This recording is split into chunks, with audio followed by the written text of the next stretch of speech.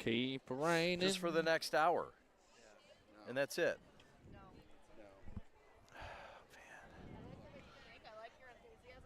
All right, we're ready.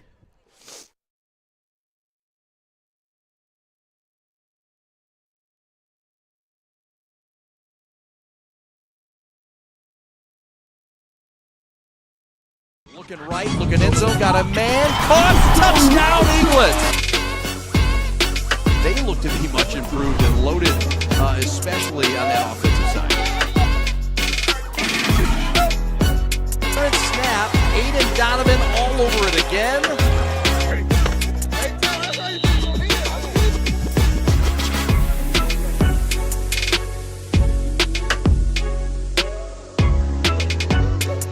Ball's loose in the end zone. Who's got it? And it is going to be a safety.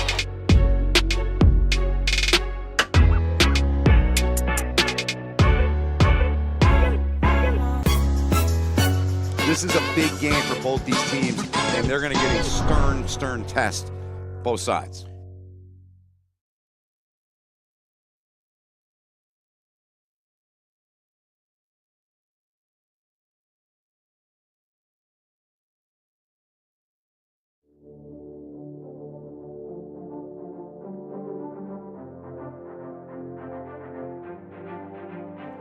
On a rainy, chilly October Friday night in Metro Detroit in the beautiful north suburbs of Orchard Lake, we've got football and we got a banger.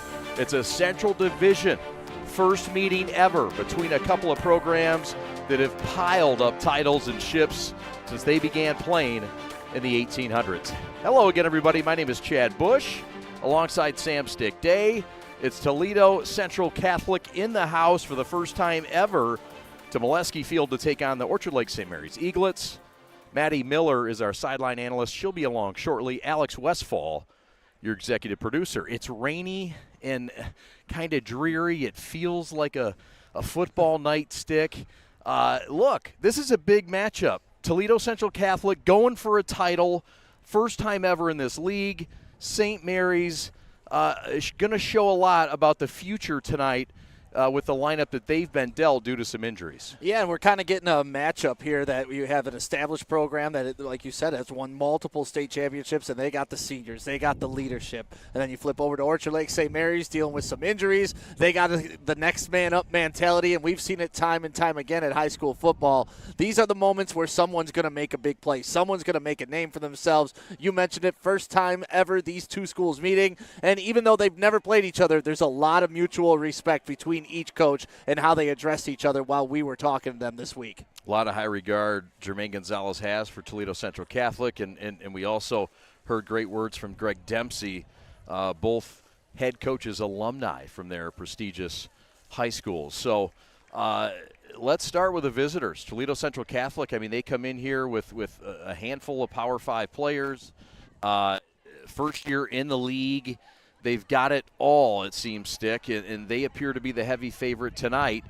Start first with the Fighting Irish from Toledo. Yeah, I mean, when you think of the Fighting Irish from Toledo, the first thing you got to think of is how big and physical these guys are. I mean, we were standing there when they came off the bus, and they definitely passed the eyeball check when they get off the bus. Bunch of big, strong, physical kids, and you could tell they are engaged and ready to play.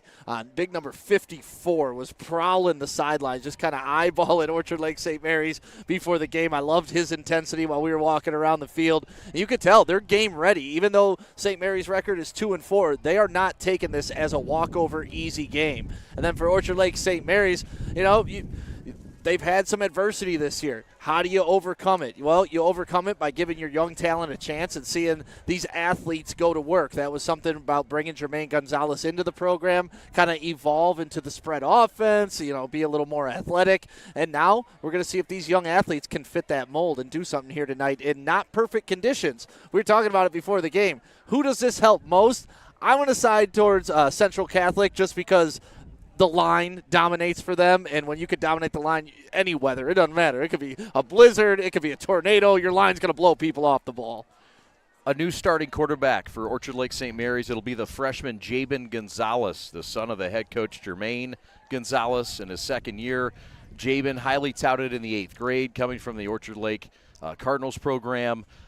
He adds a bit of excitement into what he can do. Axel Newell is out, and St. Mary's was really looking to get more out of Gonzalez anyway before the injury. He gets a chance tonight, Stick, to do some big things on a stage that's quite large. Yeah, probably a little earlier in his career that you'd want him throw him out there. And when we talked to Jermaine Gonzalez about it, he said, how do you feel about, him starting this game against this team? He said, well, we're throwing him to the Wolves. And you know what? He's going to get tested by fire, and that's exactly what you're going to see today, because going up against a 7-0 Central Catholic team who has really come in this Central Division and kind of taken over a league that Michigan has been very proud of for very long with the Catholic Centrals, with the Brother Rice, with the De La Salles. They have not seemed to have an issue with that, and their coach kind of is bringing on the challenge. He likes the challenge. He said, in our league, the past previous years, we've been blowing people out.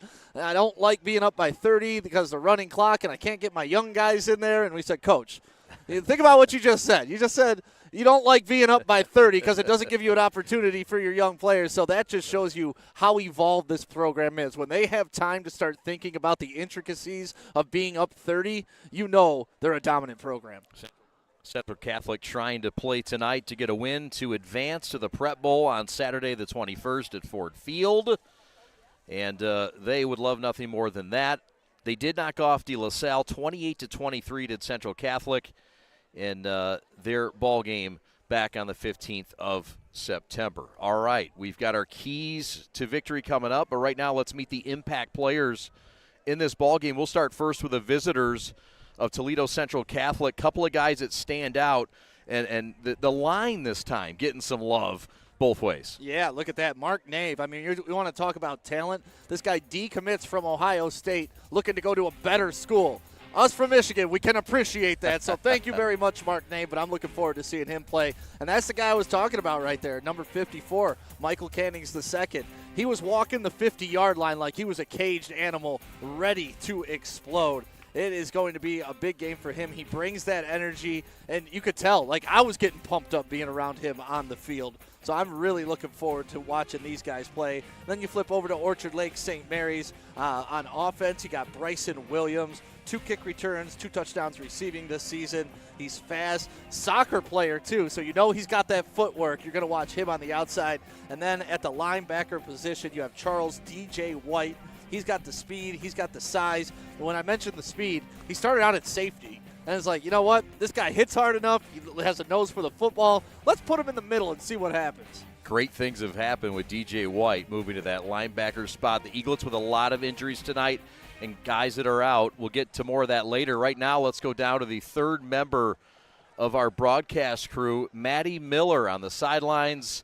Maddie, what do you have for us?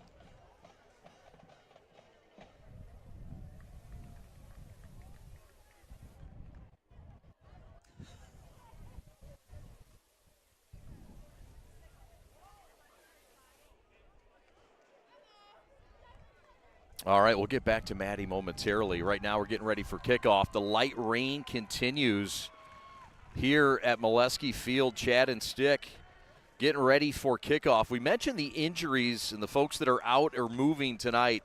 Let's run it down for St. Mary's. Axel Newell, the starting quarterback, out with an injury. Jabin Gonzalez set to make his first high school start at quarterback. Trey Goike has moved from running back to linebacker primarily. Darren Jones will move into that running back spot. Jack Janda is added to the lineup as another tight end. You'll see more of him tonight to help the rookie out. Look for Jaden Savory quite a bit. Some shuffling in the offensive line, mainly because Antonio Jones, the top lineman for the Eaglets, Power 5 offers, is out tonight. And Malik Zoeda will now move to left tackle. Jordan Jones moves to center because Nathaniel Barron is out with an injury. So all kinds of moving parts. Jack Bartis is out, one of 3 captains for St. Mary's out tonight. They'll have to move his brother Josh down the line. Skylar Bonner out for the season, a captain and a linebacker. All kinds of moving parts. Darren Jones will play at that linebacker spot. Getting set for kickoff here. Chad and Stick back with you. Keys to victory, Stick, tonight for you and what you see for both teams and how they're going to get things done in this battle of a couple of red clubs from the Central Division. Yeah, with Orchard Lake St. Mary's, you're a young team, so the main thing you want to do is limit your mistakes, limit those turnovers, because you can't afford to overcome them, especially against a team like Central Catholic, and also utilize your speed. That's your strength. Get it out there, spread the ball around, have a lot of fun. You have a freshman quarterback starting, so get it there. For Central Catholic, own the trenches. You got the big fellas. They're highly touted. Let them own the game, and then limit big plays of Orchard Lake St. Mary's. That's really the only way Orchard Lake St. Mary's is going to beat you. There you have it. That Sticks Keys. We'll take a timeout for the Lord's Prayer and the National Anthem. Gridiron Game Day rolls on from Orchard Lake and Molesky Field. It's the Fighting Irish and the Eaglets. From an ordinary idea comes a great journey. It all starts with a simple thought, a vision of something bigger, greater than what already exists. It's that spark that ignites the passion and drive to create something truly amazing. At G-Brand, we understand this journey well. We take pride in the details and perfecting every aspect of the process, regardless of how small or big they may be. Because it's more than just a design or a shirt. It's about outfitting future champions. There's something to be said about a team coming together, each member contributing their unique skills, talents, and ideas. It's that collective effort that takes a simple idea and turns it into something truly great. The process can be excruciating, with countless hours spent tirelessly reviewing every detail. But the end result is pure and so rewarding, knowing that we've created something that will inspire greatness in those who wear it. Whether they come from a savage land or a booming metropolis, whether their numbers are 2 or 2 billion, the greatest their numbers could ever become is truly to become one. That's why at G-Brand, we're more than just a clothing company. We're a movement, a community of like-minded individuals who believe in the power of coming together to make a difference. So join us on this journey as we strive to outfit future champions and inspire greatness in all that we do. G-Brand. Now that's game. Lowering the shoulder.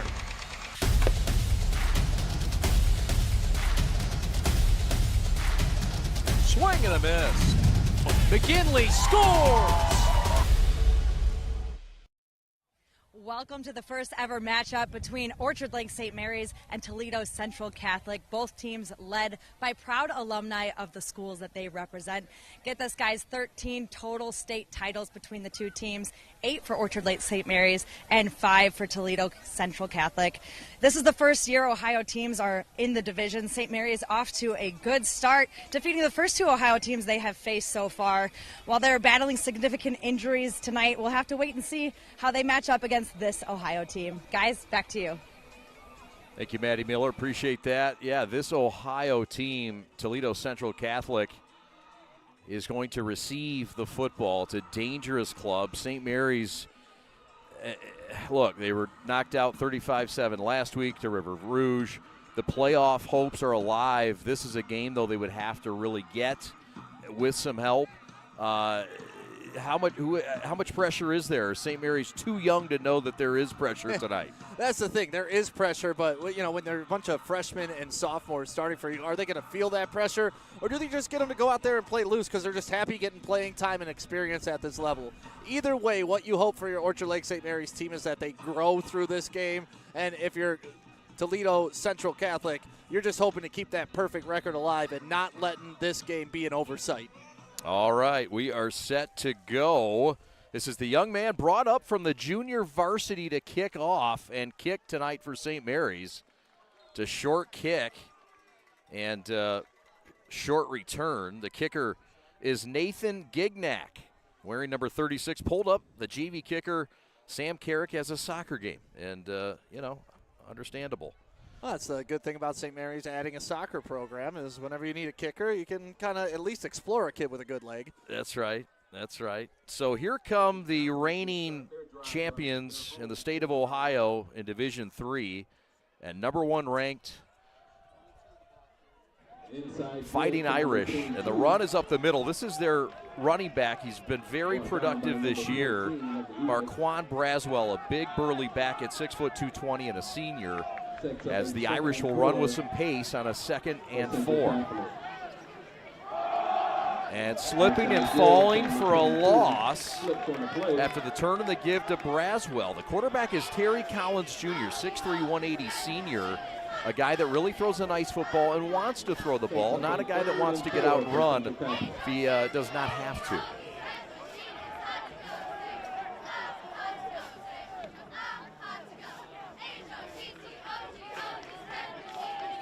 It's a 3rd down and 5 from their own 45, opening quarter of play for the road Toledo Central Catholic Fighting Irish. Pocket breaks down, flag is down, Collins wants to run, he has enough for the 1st down, but there's a flag down and it looks like this thing's coming back.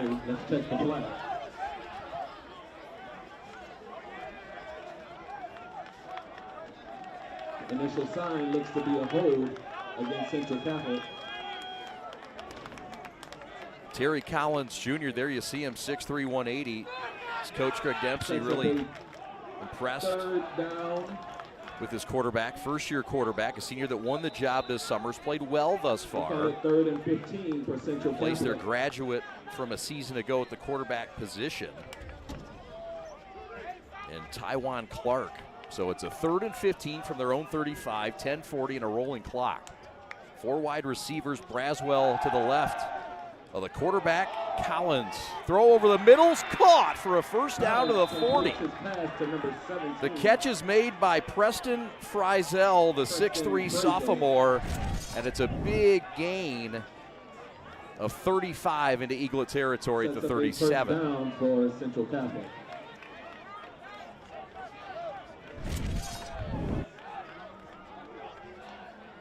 It's one of the best offensive lines in the Midwest. Collins outside give to And number we'll get to 22. the offensive line in a moment. Give again to Braswell, a guy that averages 10 yards a pop. But it's really this offensive line that's impressive. Brought down by number 2 and number 11. Mark Nave, the left tackle, DJ White was an on the tackle, Ohio sets State up a commit. 2nd and 5. There you see him along with Williams and Bankston, Banaszak, and Green up front. Very good offense for the offensive coordinator and head coach Pass out to Greg number Dempsey. 1. Throw right side. This is their top target, Jalen Watson, the Iowa commit, and he's swallowed up nicely by the Eaglets. And it's a short gain and sets up a 3rd and short. Yeah, he's a tough man to get down in space as we take a look at the receivers. Braswell, the running back, Vaughn, Frizel, who made that big catch, Watson headed to Iowa, and Spiazzi, the tight end. 3rd and mid from the Eaglet 32. Opening drive of the ball game, no score. First meeting ever between these two schools. As Maddie told you, 13 state titles between the two. Time left side, looking downfield, and that is caught again. It's complete. Number Inside the 17, 10 down to the Rondell. 6-yard line. It's the same target, and Frizel. And the tall target gets his team inside the 10. Here's another look stick. Yeah, once again, all day to throw for Collins, and he puts the ball right on the spot, working back through the defense, and a huge catch by number 17, Frizel. Back in coverage for the Eaglets. Central Catholic 1st and goal. Handoff left side. Braswell is stuffed. That's for maybe a gain of 1. Fine job up front. Again, St. Mary's is banged up. That's DJ White, the impact player Stick spoke of. Number 22, Chris It Coates is on the noticeable tackle. the size difference, though, between Central Catholic up front and Orchard Lake St. Mary's. I mean, they look like a D1 team out there, some big boys all the way across that line. Braswell averaging 174, having 174 yards last week. There you see Arnold, DD, Jack Janda, and Jaden Savory up front for Orchard Lake St. Mary's. That's the defensive line. On the field, timeout, Central Catholic. Timeout on the field. We'll take a quick timeout. We're back in 60 seconds to Molesky Field for this 2nd down play right after this.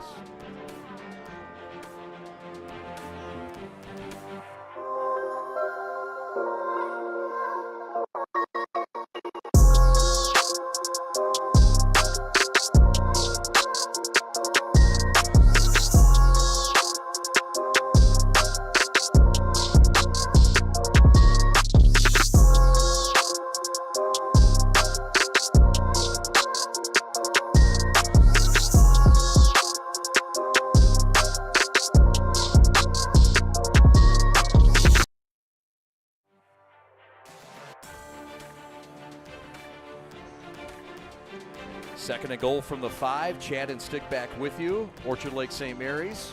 Toledo Central Catholic with their first drive of the ball game. Banging on the door with 8:20 left. Collins, the quarterback in the gun, with Braswell to his right. Reverse, handoff. It's Watson, and he's spilled at the 2.5-yard line. JoJo with a tackle. That's big Jordan Jones forcing a third down yet again, the third of the drive. Here's another look. And look at this hit to clean it up at the end. Number 66 coming in and clearing it out. I thought that was a great cutback. I thought he was for sure heading in the end zone. It looked like he ran into a brick wall. Sure did. So it'll be 3rd and 2 from the 2. Braswell finds the end zone up the middle. Touchdown, Fighting Irish. It's Braswell's 18th touchdown of the year, and it's 6-0 for the top-rated team in Division III in the state of Ohio. And they made it look easy. That's just kind of what their offense does. You saw Orchard Lake St. Mary's have a chance to make a tackle at the backfield, but kind of over-pursued on that one.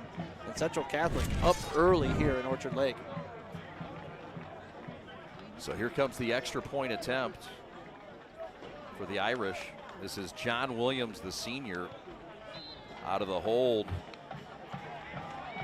Kick is up, kick is good. So with 7:38 to go in the first, Central Catholic and a 9-play drive, 60 yards, 4 minutes, 22 seconds, and they're on the board with a Braswell touchdown, his 18th of the year.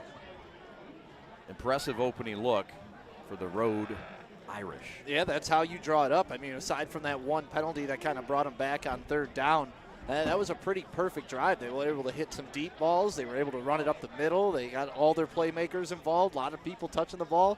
That is a great first drive for Toledo Central Catholic. And now it's on Orchard Lake St. Mary's and their freshman quarterback to respond. The Eaglets opened the year against Adams, falling 22-8 in a game that we saw their defense play quite well. That opening drive, a couple of 3rd downs that were converted. But this St. Mary's team has a couple of wins this year, both against Ohio-based teams in the Central Division. They went on the road to knock off Toledo St. John's 28-7 back on the 1st of September, and also got a win against St. Francis de Sales of Toledo on homecoming right here on this field 2 weeks ago. The Irish to kick it. Now, St. Mary's has been dangerous in the return game this year. And Williams is back deep. 2 kickoff returns for touchdowns. The St. Mary's special teams has been fabulous. Reese Hurst is also back there, but this is Bryson Williams, and he'll bobble it. Throws off timing. Sometimes that's great. Bryson Williams up the left sideline, across the 40 to the 50. Cut back and out of bounds to the 45. The aforementioned St. Mary's return game is formidable, and that is proof. Yeah, we've talked about this before. Sometimes when that happens, when the ball hits the ground, everybody loses their lanes and they start pursuing the ball because you think it's a fumble instead of containing your lane on kickoff duty. And that's what happens. Big plays can come out of that. So here comes the freshman Jabin Gonzalez. He has played in a few games this year. We saw him play against Adams in mop-up duty, but has never really played in significant minutes. And now we get a timeout right away, and St. Mary's is out of sorts before the first snap. Yeah, a little bit of confusion and some late substitutions coming in. I'm not sure they exactly knew what package they were having in, and that is not a good look to start the game for Orchard Lake St. Mary's. So Jabin Gonzalez, you saw there is the starting quarterback, the freshman. Very talented, 6'2", 180, first career start. Has played in a few games to get the cobwebs out. We'll see how he responds, but as you said, Jermaine, his dad's, we're going to throw him into the wolves. Axel Newell's out. And what else can you do? I mean, you expected to see a lot out of this kid. You expect to see him for the next 4 years grow for Orchard Lake St. Mary's, and this is a big opportunity. I mean, you come out here and you could really put a dagger in a lot of people's hearts if St. Mary's pulls this game off. You bet. There you see the It's the defensive line for St. Mary's. We'll see the offensive line momentarily. Jabin Gonzalez, 2 wide receivers to the left and 2 to the right. Empty set for Gonzalez from his own 47. First drive of the ball game, 7-0. Toledo Central Catholic in the lead, and we've got a false start. Now, there's a lot of moving parts up front. We told you about the quarterback spot. If there weren't more challenges, Antonio Johnson, the top lineman, is out. Malik Zoeda moves over to left tackle. Joseph Kizzy slides into that left guard spot, first-time starter. Jordan Jones slides from left guard to center. Abram Marcial is the only guy that stays put. Kenneth Paul II slides in at right tackle. Gonzalez in a 1st and 15. Going to create time, space, got a man, incomplete. Off the hands of Jadzik. It was Bryce Jadzik all alone, and now he limps off. This is what Gonzalez can do, though, Stick. Yeah, broken play right there, and you almost see it turn into a big play. This is where the youth in him, though, comes in, because if he just would have lofted that and given his receiver time to get down the field, that's an easy 6. Yeah. But as you see, he's got that athleticism to get outside the pocket. 5 wide receivers, empty set. There you see the receivers and backs with Rollins and Jones. Throw left side is caught. Gonzalez completes the pass. That's Duke Coates on the reception, the senior receiver. And that's a nice looking throw on 2nd down to cut the yardage down to 8, right in half. Yeah, you got yourself a manageable 3rd down here, and that was a nice throw to get your young quarterback in rhythm, a nice little curl route. It's looking like... So back-to-back plays, St. Mary's has lost receivers. Coates has a back piece that falls off, so they'll have to check in the sophomore sensation, the giant Jack Janda at 6'5", 230, who has Power 5 offers. Gonzalez in a 3rd and 8 rolling right. Has time, caught, short of the 1st down. It's a gain of just 3, and it'll be 4th and 4 in decision-making time for Jermaine Gonzalez. The catch there is made, was that Zane Wilson? It was. There's the defensive line. It's Wright Ward up front along with Cannings, who Stick featured Curtis Strode, a good one, along with Ronald Collins III having a nice campaign as well. Bryson Williams is the punter as well, so take note here.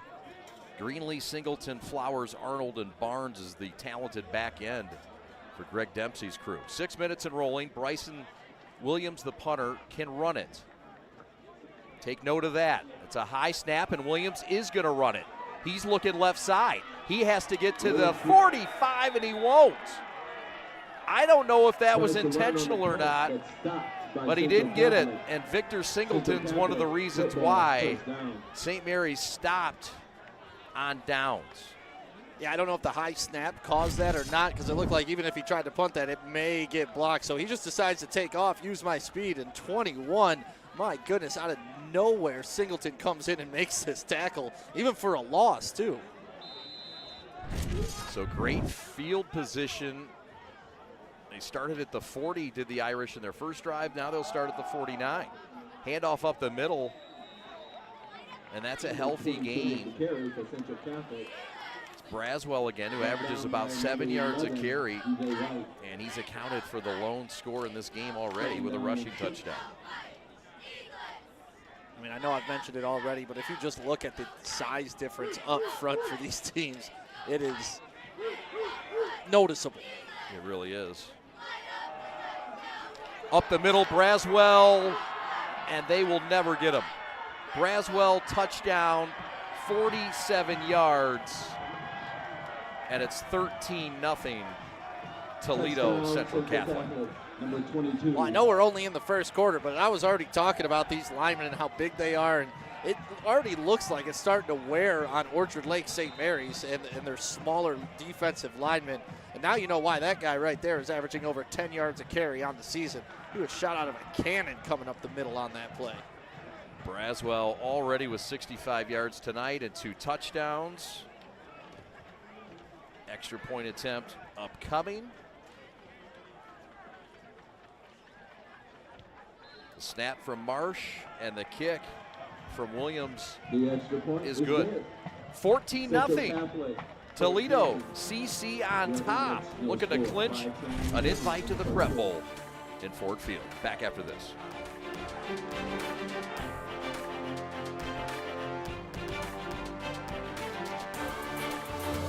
There's just one place where students are students first, and athletics are played with purpose and perspective. That place is your local high school. High school sports offer more than the joy of competition. Studies show that student athletes are also likely to enjoy greater levels of achievement in other areas of their lives, including academics. High school sports, a winning part of a complete education.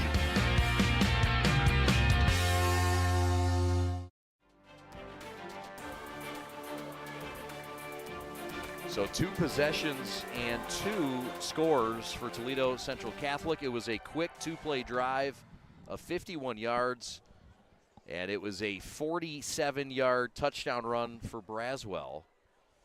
And Toledo Central Catholic with a slower, methodical drive, and then they can beat you with just a quick burst, and they showed both.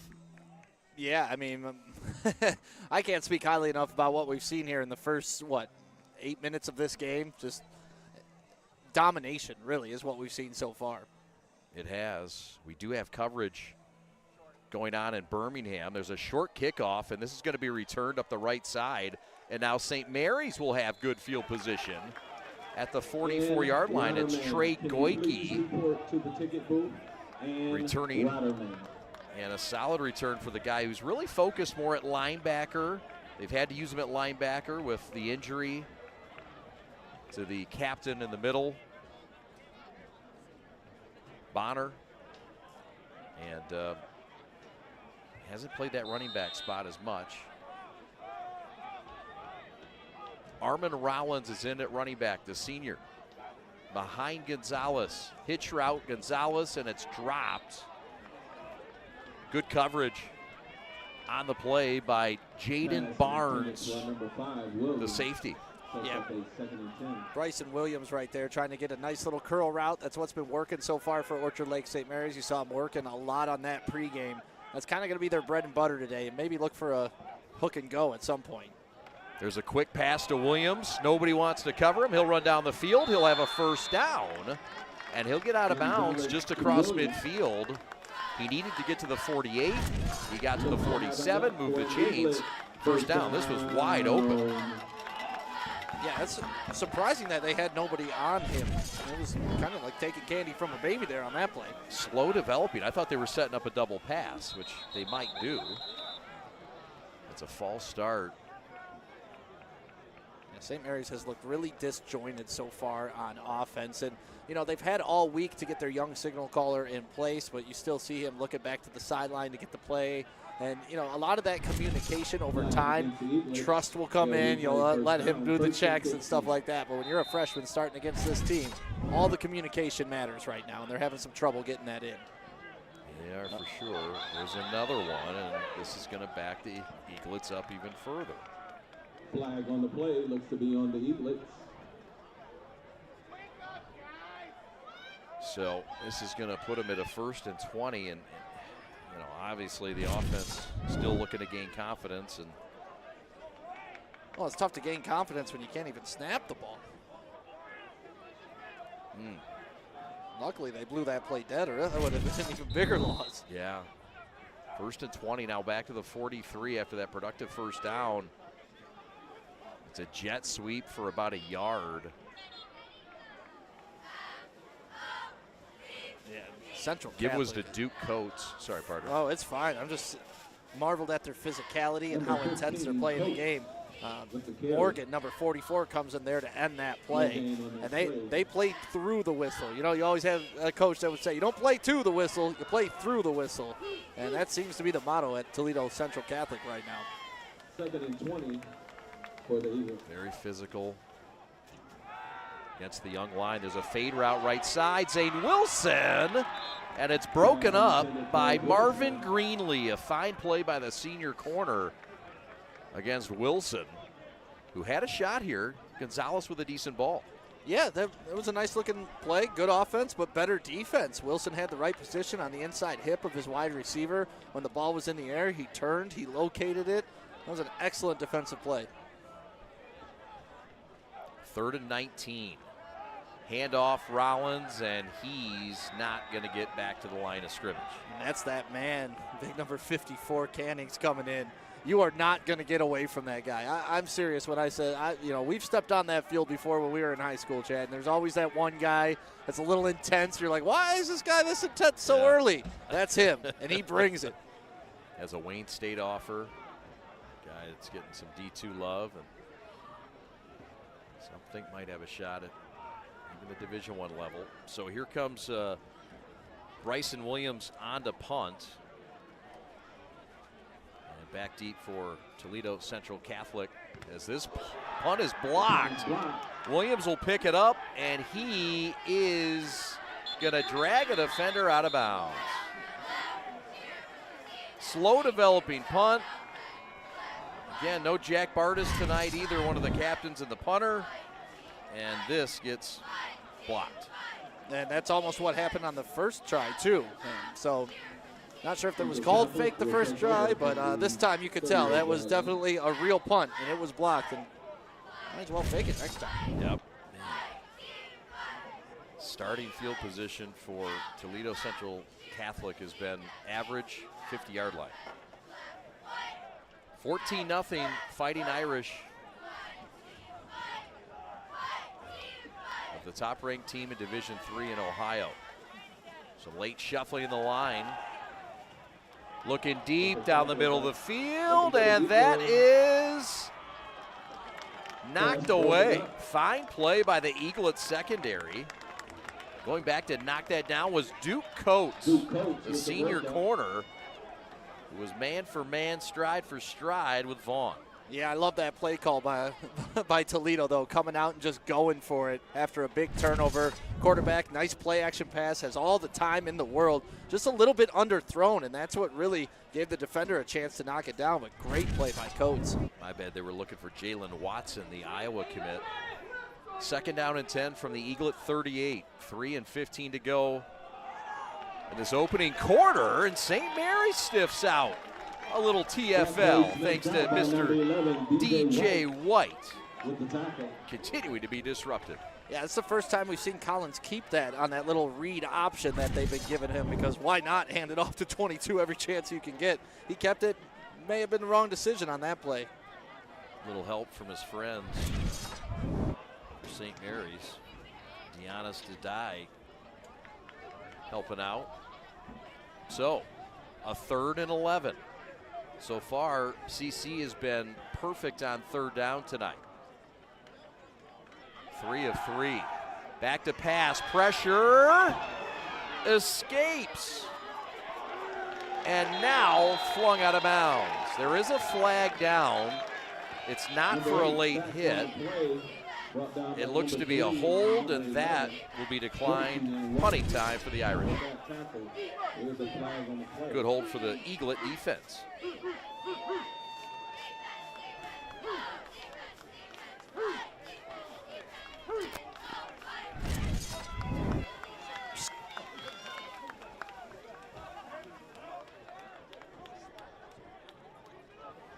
Ryan Fresquez with the pressure.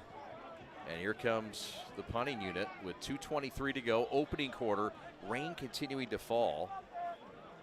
Preston Frizel does the punting. Marsh is the snapper, and Bryson Williams is back deep. St. Mary's has blocked 2 kicks this year. They've scored 5 special teams touchdowns to lead the state of Michigan. This punt is going to roll inside to the 15, and that is where the Eaglet offense will start. So they start with a stop on defense. Do the Eaglets a fine stand-up defensively? Yeah, that is the first time Toledo hasn't been able to have their way on the field, and it looked good for Orchard Lake St. Mary's. They pressured the quarterback. You know, I would think Toledo may want to take back that first down shot at the end zone, even though I did like that call in that situation. But it did kind of put you in a 2nd and long, and then it kind of screwed up your whole drive. But either way, St. Mary's got to be feeling good out of that, but Toledo's still feeling real good on offense that they can do what they want. They sure are. Rollins, the running back, to the right of Gonzalez in the gun. 3 wide receivers. Gonzalez will keep it off left end, and he's going to get tossed for a loss. tackled by Jaden Mitchell. Sets up a 2nd and 10. Jaden Mitchell was not fooled on that play. He followed Gonzalez that whole time, was able to throw him to the ground. The junior linebacker assigned as the spy. Arnold coming up for a shot also. Final 2 minutes of this opening quarter. 14-0. The Road Irish. In this first meeting ever between these two prize programs. Curl route is knocked away incomplete. Looking for Bryson Williams. Good coverage by Barnes, and you can just tell, Stick, the timing just not there yet with his receiver. Well, not only that, the rain is starting to come down a little bit more, and we talked about who that would benefit. With St. Mary's trying to be a passing spread offense and having a freshman quarterback, that ball is slick and is not coming out on time. No, sir. Eaglets trying to convert now in this 3rd and 10. The rain's starting to pick up. 90 seconds left in this quarter. Fumbled snap. Ball is on the ground. And now the Eaglets will punt it away. And you can see from the great camera work, look how heavy the rain is now coming down. Great job by Alex Westfall, making sure they're capturing the lights. Alex Westfall captaining a couple of ships tonight, doing a great job. We've got dual broadcasts going on. We've got Seaholm and Avondale going at it on the prep. So Bryson Williams will punt this thing away, or at least go back to punt this thing away. And this does get off, but it's short. And it's going to roll the way of the Irish to the 28-yard line. It'll be an 18-yard punt, no return. And 38 seconds remain in the first this is quarter. not the recipe to defend this Irish team. No, and they were playing field position, but the Irish seem to start every time they get the ball a little bit closer to the end zone. I think it was that they started at the 40, then they started at the 50, then they started at St. Mary's 40, and now they're starting at St. Mary's 28. Yeah. You do not want to give these guys any favors, and that's what we went over as part of the keys to the game, is making mistakes. These guys are going to capitalize on it because Toledo is an exceptional program, and they have some exceptional athletes on their team. Yeah. It's a spread offense. Handoff right side. This is Morgan, and Morgan's going to squirt outside and pushed out of bounds after a gain of about 3. Morgan picks up about 4 on that carry. Sets up a 2nd and 6. Toledo Central Catholic, a school of about 600 students, half boys, half girls.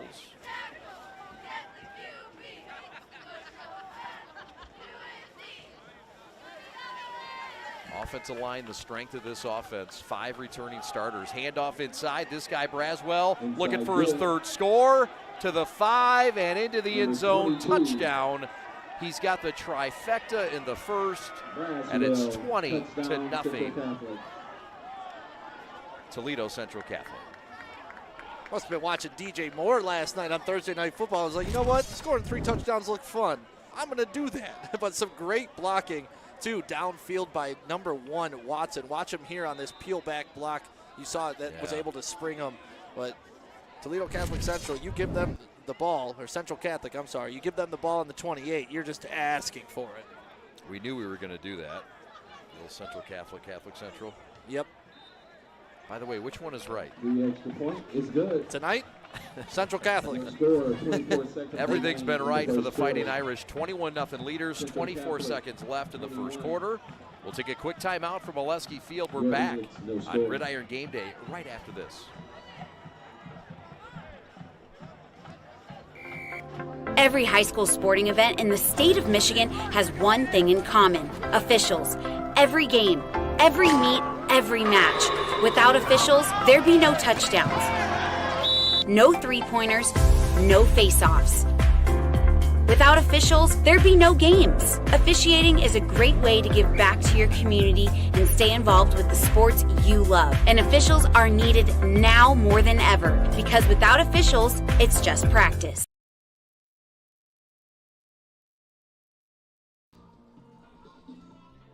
Chad and Stick back with you. Maddie Miller on the sidelines, and she'll have a report for us coming up shortly. The rain falling. It's a Friday. It's our first October game. Stick, an early happy birthday to you, sir. I know it's 40 years young tomorrow. Yeah, we'll go with that. Yeah, we'll go with that. We'll go with that. How can I forget your 40th? Again. Yes. Well, looking forward to it. Happy birthday in advance. Looking forward to golfing with you tomorrow. Yeah, appreciate it. Everybody obviously on the prep squad invited over tomorrow to the house. Yeah, man. Want to get on that golf course. Want to get in that party. Want to get in all of it. Happy birthday, brother. Thank you so much. Kickoff is short and out of bounds. And the kickoff guy is different than the field goal guy.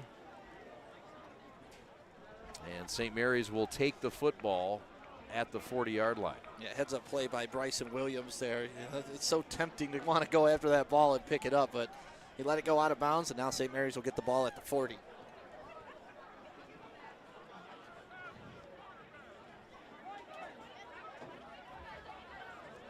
So if you're Orchard Lake St. Mary's, looks like there's going to be another kickoff because it went out of bounds. But if you're Orchard Lake St. Mary's, you need to get something going on this drive. You have to put something up on the scoreboard because you do not want to turn the ball back over to Toledo, seeing how dangerous their offense has been today and pretty much throughout the whole season. This isn't new to Toledo. No, right? It's not. This is how they operate their business.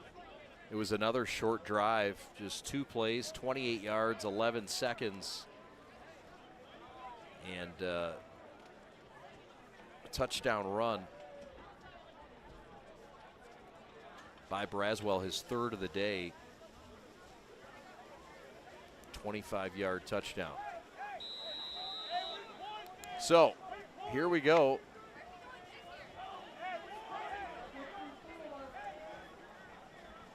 The kickoff by Austin Hernandez, the senior from his own 35. Bryson Williams back, Reese Hurst back. And they're going to pick on the freshman Reese Hurst. And how about it? This thing's going to roll into the end zone. Man, oh man. A little bit of extracurriculars. And that may cost Central Catholic 15 yards. Let's see who that's on. Next week, it's Orchard Lake St. Mary's bringing in Brother Rice to the red turf at Molesky Field. Always a fun matchup when those two teams get together on any sport, really. Yeah, and hard to believe that Brother Rice is winless this year. Personal foul on Toledo Central Catholic. 15-yard variety for that hit. But that's the type of edge that Toledo has played with all game long. So every once in a while, you're going to get a little bit too much. And as long as it doesn't turn into something, extraordinary, I'm sure the coach doesn't mind that type of aggressiveness because that's the type of attitude that these kids play with.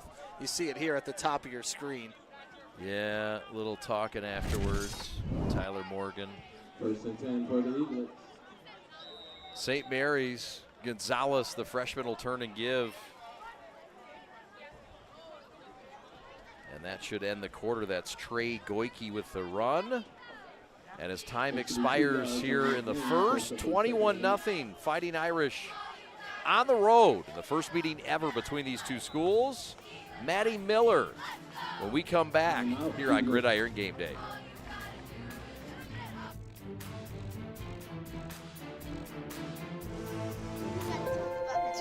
The innocence of youth. Is there anything any better? But soon they'll be in high school and facing all the same challenges you faced.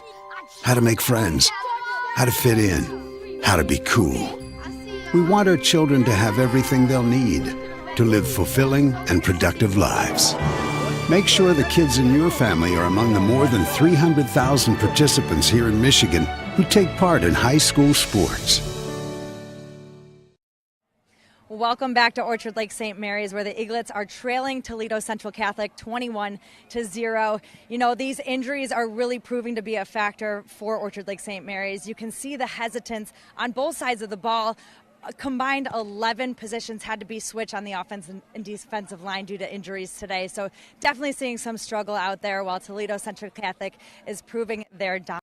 They've scored on 3 of their 5 drives, and they're really leading this game to a charge. So hopefully Orchard Lake St. Mary's can pick it up here, but we'll have to wait and see what they do here in the second quarter. Back to you guys. All right, thank you, Maddie. Yeah, certainly the injuries mounting up for St. Mary's. And, look, nobody's going to feel sorry for you. Nor should they, right? Yeah. I mean, you show up to play on Friday, but you cannot do stuff like this and expect to beat a team like that. Yep. Ball loose on the pitch. St. Mary's will have to go all the way back to recover. Kamari Patterson, who's been effective this year, the sophomore, retrieves the rock. And, yeah, Jabin didn't have a chance. Look at how quick the defender got in there. Yeah, I'm not sure who got in the backfield, but they clearly blew through the offensive line and were able to get their hands on the quarterback. So that pitch went, what are we looking at, about 15 yards back? Yeah. Man, oh, man. 3rd and 8 is what it was. Get a good look at it here. Number 56. That is Ronald Collins III. Just blew through the line of scrimmage. Yep. Handoff, left tackle on a 3rd and 26. And the Eaglets will have to boot it away now.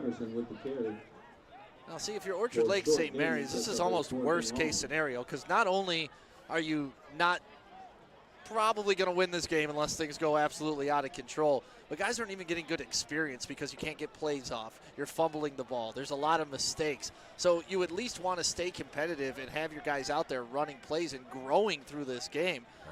Right now, I don't think they could look at tape and learn anything. Right. Yeah, you'd like to see them just get kind of a stable drive and get the full deck of cards out there. Yeah, but I mean, you've seen the pre-snap penalties, you've seen substitution penalties, you've seen bad snaps. Low snap again. This time Williams does get it off, and this is going to go over the head of the return man, Greenlee, and this will take a St. Mary's roll, and this will be the worst starting position of the ball game for Toledo Central Catholic. Speaking of the Fighting Irish, private school, first-year members coming over from the Three Rivers Athletic Conference, or the track as they call it. Greg Dempsey has this club after a state title a year ago, their 5th in school history. As we told you, 600 students, about 300 boys, 300 girls. Notable alumni, Deshaun Kaiser, of course you recall, led Toledo Central Catholic to a 2012 state title, former Cleveland Brown. And what a machine they've built here under Greg Dempsey, the head coach at his alma mater. Number 8 with the keeper. Has a son on the roster as well, Brought down by number 3, Ryan Dempsey. And what a pleasure he was to talk to when we got a chance to interview him earlier in the week. He's the type of coach that you would love to play for. Just very matter of fact. You could tell he was about his business, very methodical with the way they go about it. You know, humble, but also you could tell I'm holding it back, you know. Very confident. Yes. Appreciate the sports information department there as well, led by Brian DeBenedictis, guy that I knew from back in the day, Toledo. Does great work. There's another fade route, and it's caught again and then dropped. Fine coverage by Duke Coates. He was working down that right sideline with Callaway, and this was broken up. Yeah, the sideline judge isn't the one that called this incomplete. The line judge came in and called it because he must have had a better angle. And you see the ball there on the ground as they were punching it through. Ooh, that is a tough call for Toledo and a break for Orchard Lake St. Mary's. And a great play by Duke Coates, the senior corner. Here's another look at it. See Coates come in here and break this up at the last minute. Just enough. Fine play. So a 3rd and 5. The Irish 4 of 4 on 3rd downs in this game. Can the Eaglets, or 4 of 5, can the Eaglets get a stop here? They do bring pressure. Throwing deep. Collins looking for his man. Got him inside the 20 to the 17. And it's his big target again, the deep ball man, Preston Frizel, with his 3rd catch of the game. And a fine throw by Collins. And not only third catch, third impressive catch of the game. He has gone up and over. He's gone over the middle. And he is a big, tall, wide receiver. Tough to get that ball out from him. And you see him there, not even giving it up when he's getting flipped over. He was working on the freshman slot, Lorenzo Barber, very talented. Run up the middle, there's a flag down, and this looks like it might come back. May have been an illegal formation because they threw it right when the snap happened. Yeah. Got a player down for Toledo. It's one of the big offensive linemen. That's their big one, and that's their best one, Mark Nave, who decommitted from Ohio State last week. And that is the thing you desperately don't want to see if you're Toledo in this type of game. You know, injuries. You want to come out of this game now unscathed and make sure that you finish them. You finish Orchard Lake St. Mary's. Give them the respect that is due. But injury is something you do not want to happen. Sure.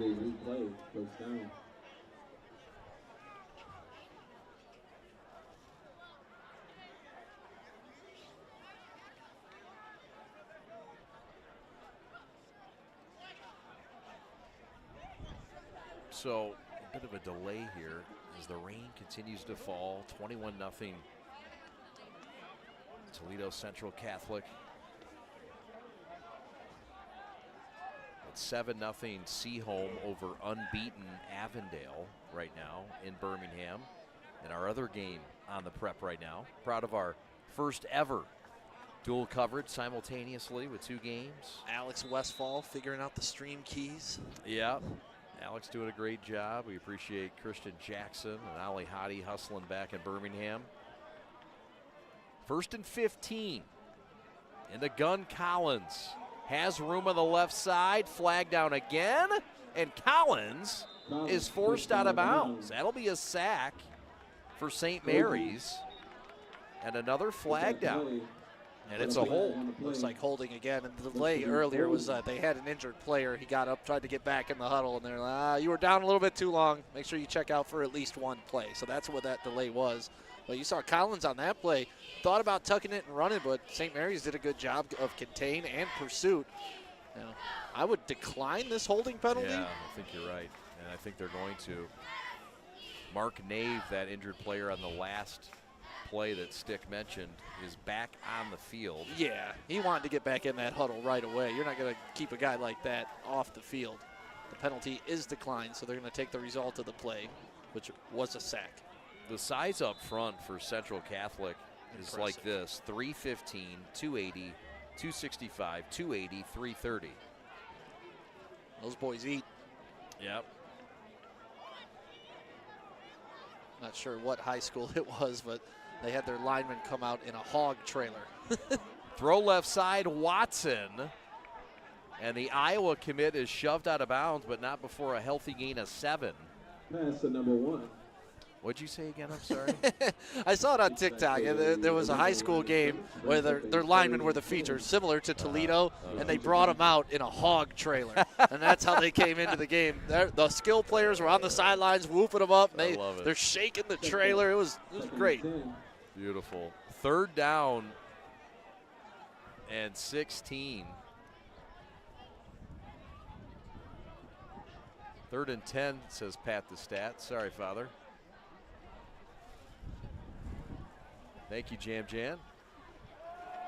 Looking right in trouble. Pressure. Pocket breaks down. An escape job. And Collins is thrown down again. And there's, guess what? Another yellow hanky down on that red turf. Well, St. Mary's has found some success bringing pressure up the middle, and that's the 2 times they've been able to disrupt Toledo's high-powered offense. Number 25 for Orchard Lake St. Mary's just diving up the middle there. Eric McFarland, a freshman. A lot of freshmen and sophomores tonight for the Eaglets. And they're getting a full dose of it. Sure are. It's a holding call, and this is going to be the drive that's known as Penalty Palooza. Penalty looks to be declined by the Eaglets. Brings up a 4th and 8. St. Mary's declines that penalty, giving Toledo a 4th and 8. So instead of a 3rd and 20. So 4th down and 10. 4th down and 8 officially. Collins in the gun, looking end zone, right side, intercepted. In the back of the end zone. And the return out to the 1. But how about it? The Eaglets get a turnover, and it's Chris Dettori with his 2nd pick of the year. We saw his first against Adams. Yeah, and I'm sure if he could do it all over again, he'd take a knee right there and get the ball at the 20, 25-yard line. But, you know, when you make the big play, you're allowed to do that. But Orchard Lake St. Mary's is going to take this ball over inside the 1-yard line. You'd have been better off just knocking that ball down. Oh, boy. Mistake there, but how about the St. Mary's defense coming up with stops in 2 of their last 3. And I think the Eaglets are going to get a break here. I'm going to say his knee was down in the end zone. They are waving it a touchback. Looks to be a touchback. You can tell the ball got over, but was his knee down in the end zone? Well, we're going to get a look. And see exactly, but this is a break for St. Mary's, and Mr. Dettori, hard to blame him for his enthusiasm. Oh, no, you intercept the ball, you get to do what you want, but, you know, you still got to play some heads-up football. For sure. Great defensive play, and his knee was down in the end zone. It sure was. It was a good call by the officials. So St. Mary's now in the tight wing, and we've got another. We got an offside. Looks to be offsides against Central Catholic. So the Eaglets using the noggin now and starting to get a little advantageous with her. Well, when you have an aggressive team like Toledo, you know, start using that hard count. Use your aggression against them. That's the one thing that good coaches will do. You know these guys want to fire off the ball. They've been blowing up your offense in the backfield. Once again. Ball loose, picked up. Irish have it at the 12. Recovered by Central Catholic. Recovered by Singleton Jr. And when it's raining, it's pouring. Well, it's just too easy for Toledo there. I believe, who was that, 30-something? I couldn't get the number. Just blew through the line of scrimmage before Gonzalez could even turn around and hand it off, and that's 2 times that's happened this game, resulting in a fumble both times. First time Orchard Lake St. Mary's was able to recover it. This time Toledo takes over just outside the 10-yard line, looking to add another touchdown to the board. Here's St. Mary's. Do you just switch to the shotgun? So back-to-back turnovers. Handoff left side, and the Eaglets have a meeting in the backfield and sandwich Tyler Morgan, the junior running back. Fine pursuit by the Eaglets secondary. And I believe Dennis DeJai was the first hit. Yeah, and St. Mary's has had some good plays so far on defense. Obviously, letting up 3 touchdowns in the first quarter doesn't indicate that, but they've had some stops as well. Collins left side, toss, flag down. Ball loose, and the Eaglets have recovered. There is a flag down, and unless it's offsides, that's Eaglet football.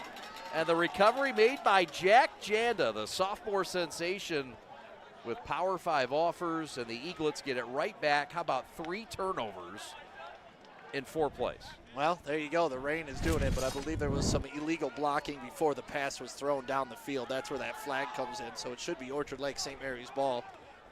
Forced by Trey Goike, who's been moved to linebacker with the injury to Dunk, Mr. Bonner. So good response by the Eaglet defense, who has stood up tonight after the early first quarter concerns. So the penalty was an illegal substitution on Toledo. And that is the one thing you could say, that Toledo, if you're going to take anything negative out of this first quarter and a half that you've seen, is these penalties are starting to play a little bit of a role in this game.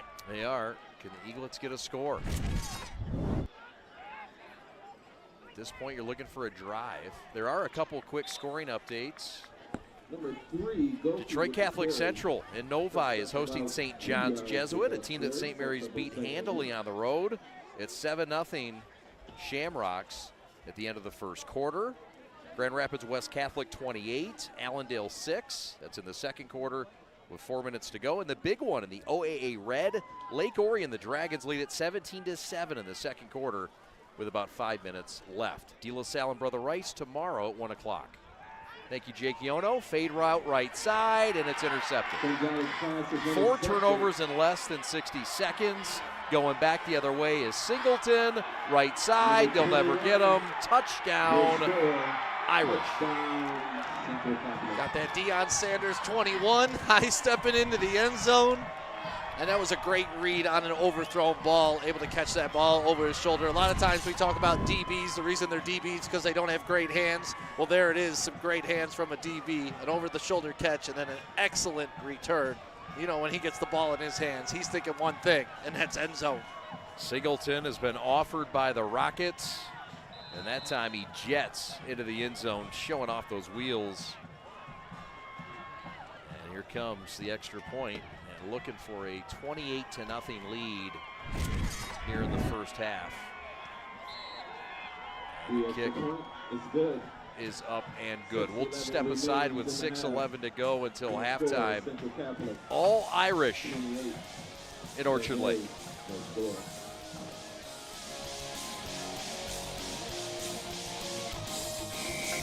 Every high school sporting event in the state of Michigan has one thing in common: officials.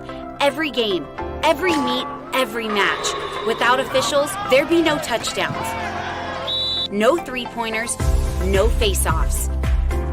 Without officials, there'd be no games. Officiating is a great way to give back to your community and stay involved with the sports you love. And officials are needed now more than ever, because without officials, it's just practice.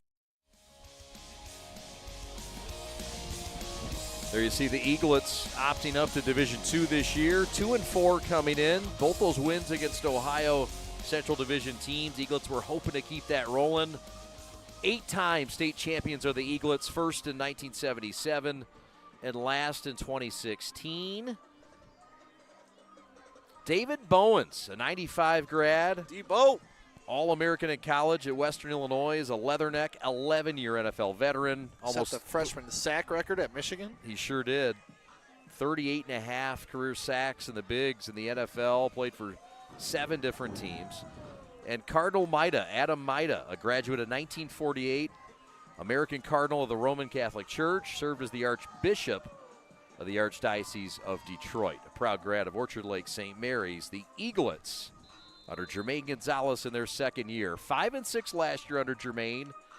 Look, not an easy schedule, not an easy division. It's hard to win here. Jermaine building something, but tonight he's really up against it with a young team, injuries, and, of course, some weather to go with it.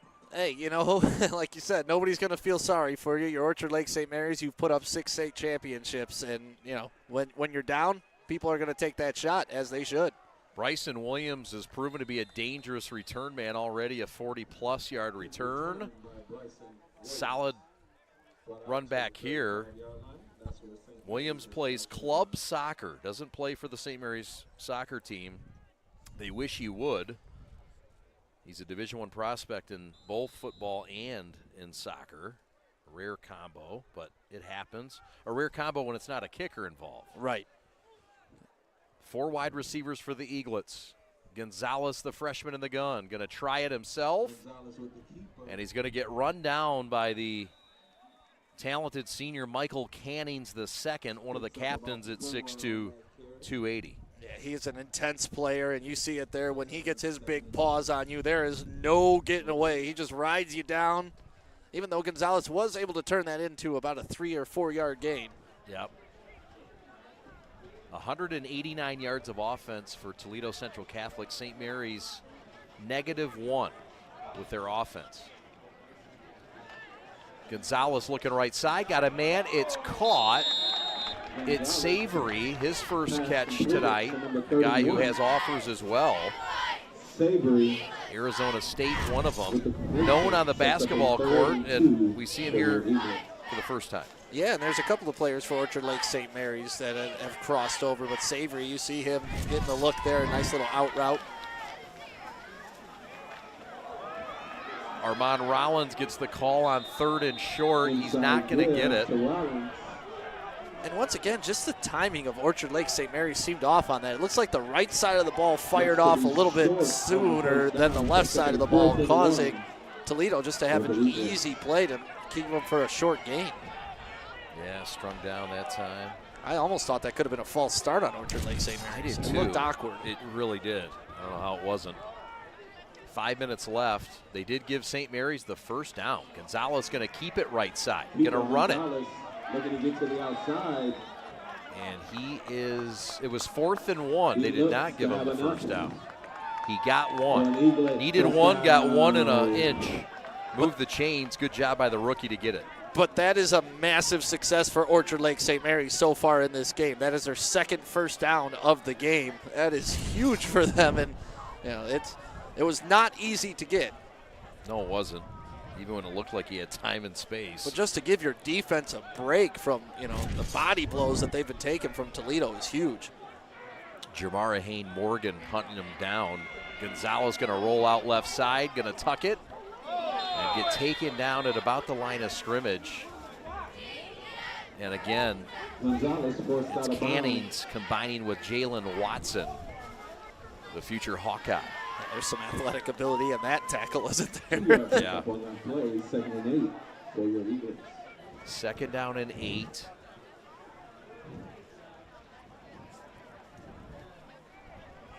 Eaglets trying to get a productive drive down. We've seen the weather start to get things unraveled a bit, along with all the new faces. Trey Goike, the running back, to the right of Jabin Gonzalez. The official's trying to start the clock, but the clock operator is not doing it. 3rd down and 8. Low snap. Gonzalez going to have to dive on it. And that is where the Eaglets will punt it away with 4.5 left until the break. Yeah, and if you're Orchard Lake St. Mary's, maybe a little moral victory out of that drive. You did get a first down, but if you're Orchard Lake St. Mary's, I don't think you came into this rooting to just get 1 first down or 2 here in the first half, but that just shows how dominant Toledo is. St. Mary's is without their center, Nathan Barron, the guy they call Noodle. So Jordan Jones is slid over there, and that's a big spot when you got a new center, a new quarterback, and all kinds of moving parts. I know we've belabored it tonight, but it is a thing.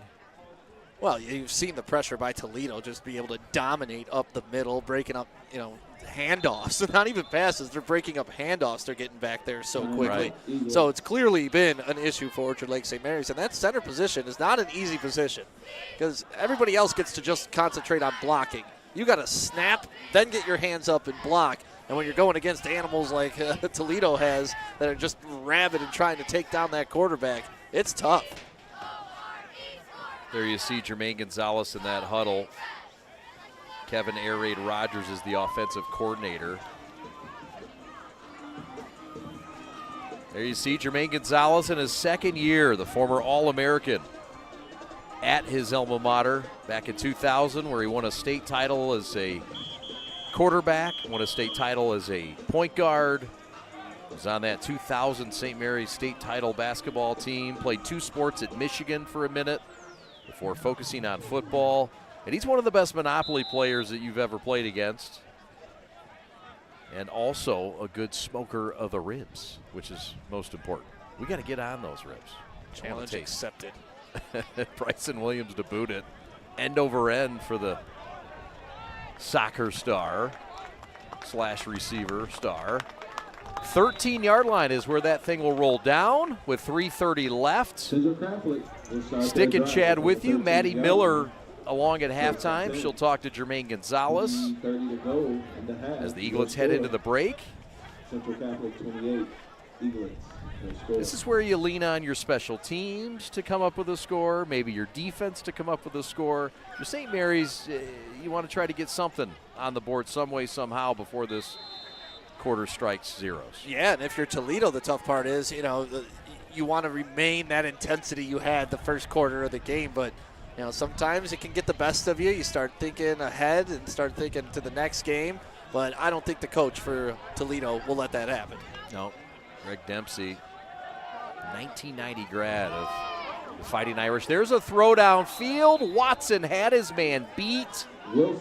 And the Eaglets dodge a bullet. Jalen Watson, the former River Rouge Panther, the transfer, got behind the Eaglet defense. Yeah, he was way behind, and if that ball's thrown to the inside of that hash mark, that's a touchdown, but unfortunately he had to look over his other shoulder and just kind of lost it up in the rain. He throws a beautiful ball, Collins does. Really does. On the night, he's 5 of 9 in the air.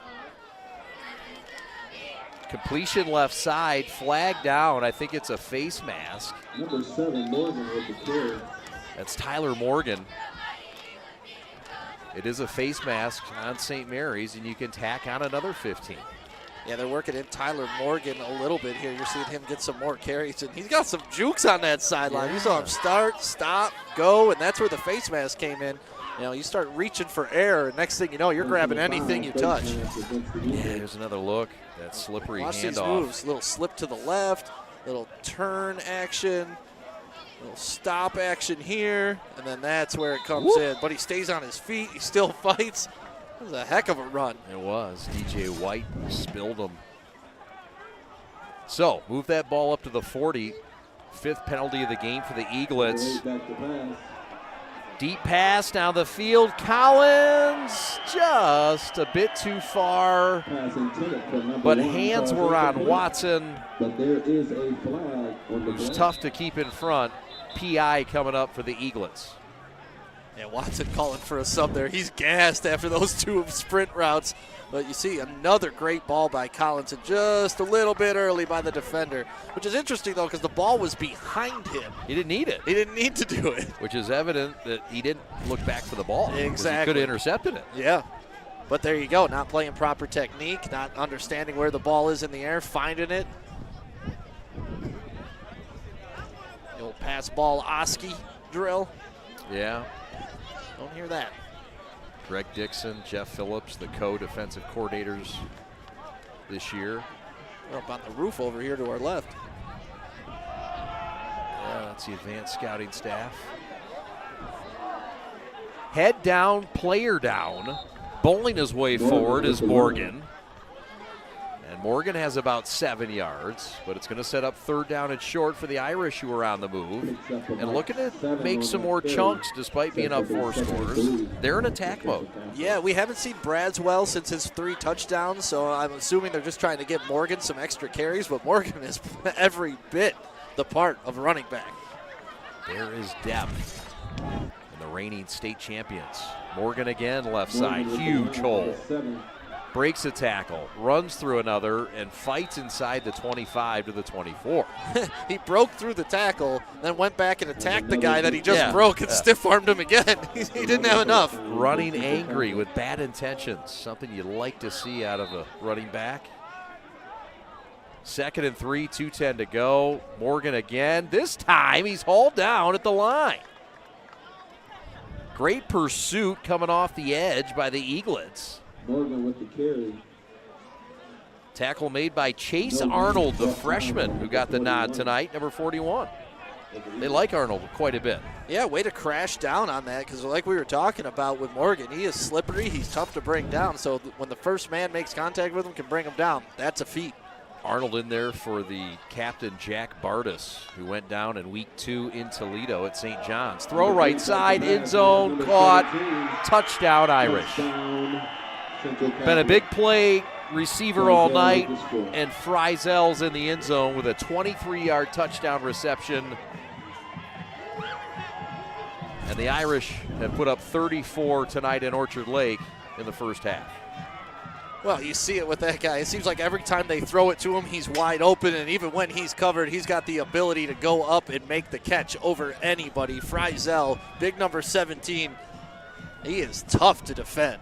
I know Watson has got the big-time offer, you know, as he should from Iowa, but Frizel is showing that he's got big-time capabilities as well. Extra point up and good. So 35-0, a minute 18 to go. Collins pass to Frizel, 23 yards. It was 5 plays, 87 yards.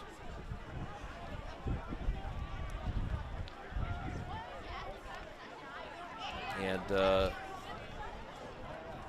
look, at this point, I mean, obviously you're overmatched. You want to stick around in this game. You want to do some things productive. What do you do for Jermaine Gonzalez at this point? Well, I stay in the shotgun because going under center has not worked for me all day long. And I'm going to try to limit those deep passes because the ball's slick right now. You're seeing Toledo Collins, but he's a more experienced quarterback, and he throws a perfect ball almost every single time. So if you're Orchard Lake St. Mary's, short passes, get some guys involved, and then just work on something. Pick one thing to work on. Rain continuing to fall, Dick. And the night continuing to get more uncomfortable. And you don't have a raincoat on, man. No, I might have to make a or your hood substitution at the break. Yeah. Hey, gosh, we got these nice new hoodies from G-Brand. Well, I got the old waterproof boy from last year that is serving me well this evening from G-Brand. Always prepared. I credit you for that. Credit you for getting us all this awesome gear to handle the weather when we have to. No problemo. Bryson Williams back along with the freshman Reese Hurst. Here comes the kickoff from Austin Hernandez, the sophomore. And it's taken for a fair catch at the 25, and we'll see what this offense for the Eaglets decides to do. Orchard Lake will start from their own 26-yard. Their final drive. As the clock starts running after 30 points. 35. 35, so yep. we are right at that mark. So after this snap, it's going to be a running clock. That is correct.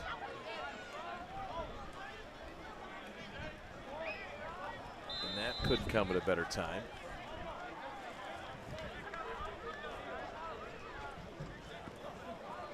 So, here comes Jabin Gonzalez in the Eaglet offense.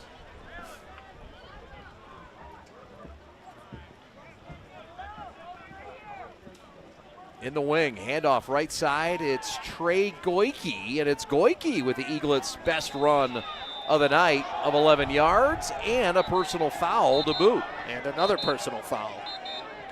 And if you already got one on the play, might as well get two. But, you know, they're only going to enforce one of them.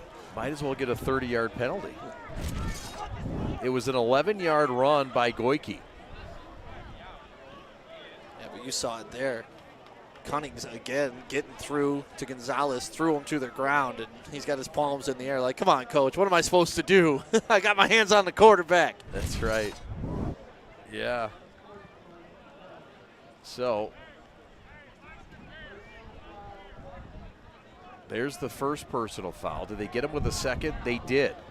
So 2 personal fouls. It'll be 2 15-yard penalties.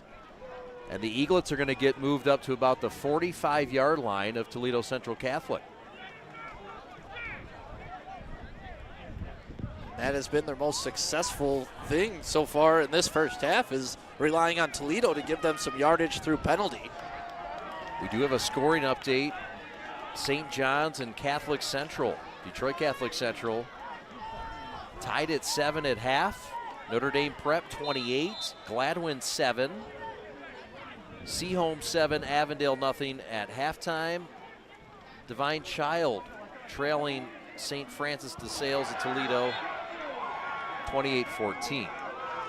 Gonzalez tries to get to the outside. Looked like St. Mary's was going to try to kneel down on that play, and Gonzalez just took off running. I'm not sure if that was a design or what was going on, but either way, Toledo blew that play up, and there's that man again, Cunnings. I mean, if you're going to commit 15 yards, go ahead and get him for a -2 on that next play, and coach will be like, okay, all right. Get it back. Yep. If you're going to do it, get it back, big fella. That's and you right. see him. He just, look at him. That nervous energy of him just walking up and down the line of scrimmage right now. Yeah. He is ready for some football. He is. So, St. Mary's in the wing. Janda wide left. Clock running. Gonzalez going to take off and run. Cuts inside, has the 24, near a first down marker. Clock running. And now a timeout called by the Eaglets with 7 seconds left. Well, you can't take them with you into halftime. You know, the clock is running, so you got to use it. And might as well take a shot here at the end zone, maybe two, if you can. If you can get on the scoreboard, that's a big thing going into that locker room, because at least you have something positive to point to. Yep.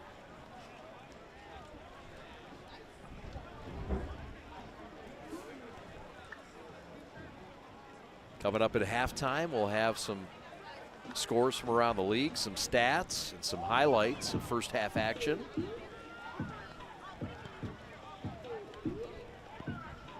Appreciate our crew braving the conditions here. Yeah, no rain in the forecast for like 10 days, and it just seems to find us. I was going to say, you couldn't have your first doubleheader on the 90-degree fall night, you know, perfect weather. No. That's what makes you guys pros. You can get through anything. Well, hey, look, you're in this thing too. You're a pros pro. And we are braving the conditions as well tonight. It's been a dominating effort by Toledo Central Catholic, the reigning state champs. And they've proven why they're the #1 team in their division, and as some say, most say, the #2 team in the entire talented state of Ohio. Well, yeah, I mean, they're proving it today, taking on a story program like St. Mary's. And, you know, like we discussed, even though St. Mary's has injuries, they have a freshman quarterback starting right now, these guys are all athletes. These guys are all football players.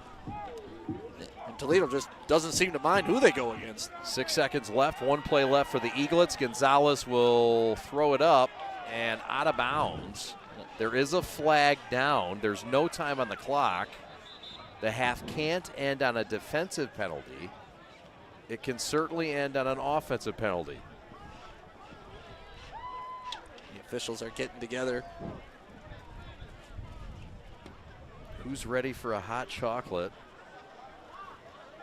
at halftime? It is holding on St. Mary's. Declined. It will be declined, and that will take us to the end of the first half. So, 35-0 Toledo Central Catholic leads as we head to the break.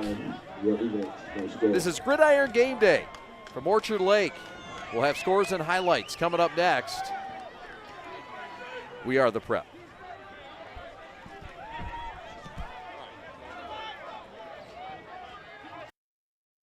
From an ordinary idea comes a great journey. It all starts with the simple thought, a vision of something bigger, greater than what already exists. It's that spark that ignites the passion and drive to create something truly amazing. At G-Brand, we understand this journey well. We take pride in the details and perfecting every aspect of the process, regardless of how small or big they may be. Because it's more than just a design or a shirt. It's about outfitting future champions. There's something to be said about a team coming together, each member contributing their unique skills, talents, and ideas. It's that collective effort that takes a simple idea and turns it into something truly great. The process can be excruciating, with countless hours spent tirelessly reviewing every detail. But the end result is pure and so rewarding, knowing that we've created something that will inspire greatness in those who wear it. Whether they come from a savage land or a booming metropolis, whether their numbers are 2 or 2 billion, the greatest their numbers could ever become is truly to become one. That's why at G-Brand, we're more than just a clothing company. We're a movement, a community of like-minded individuals who believe in the power of coming together to make a difference. So join us on this journey as we strive to outfit future champions and inspire greatness in all that we do. G-Brand. Now that's game.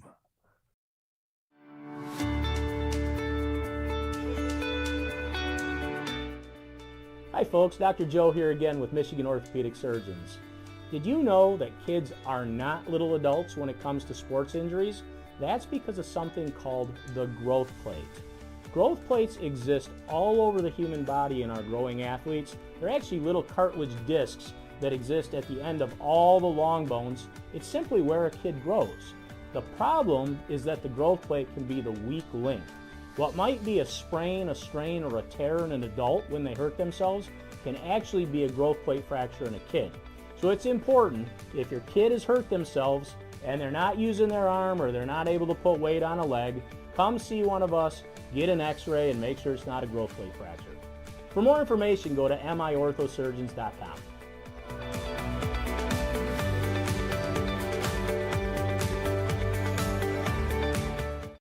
We are the MHSAA, a collection of 750 high schools and 750 middle schools, from Temperance to Copper Harbor, from New Buffalo to Alpena. Each year, more than 250,000 students play one of our 28 sports. More than 1.5 million fans attend our postseason games. There are 30,000 coaches and 8,000 officials, not to mention all of the volunteers. The MHSAA believes in the 4 S's. School sports should be safe and kept in the appropriate scope. We believe nothing beats great sportsmanship, and that scholarship in the classroom is more important than excellence on the field or court. Most of all, we believe school sports should be fun. So come out and join us at a game. Support your school, support your community, and come see what the excitement is all about.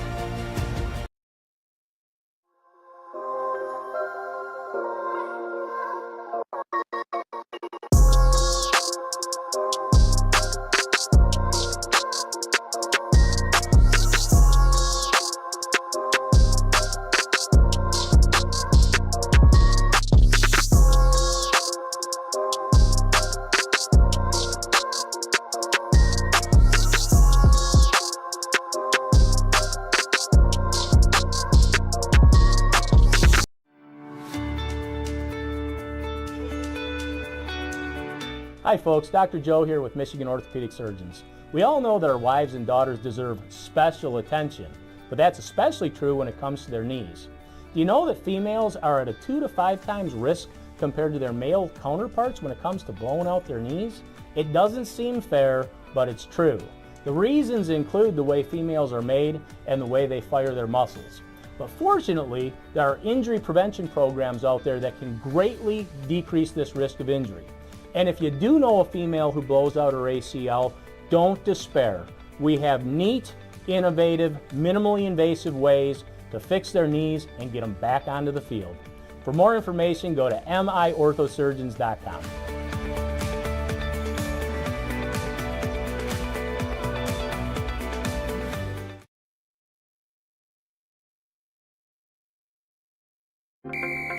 Every high school sporting event in the state of Michigan has one thing in common: officials. Every game, every meet, every match.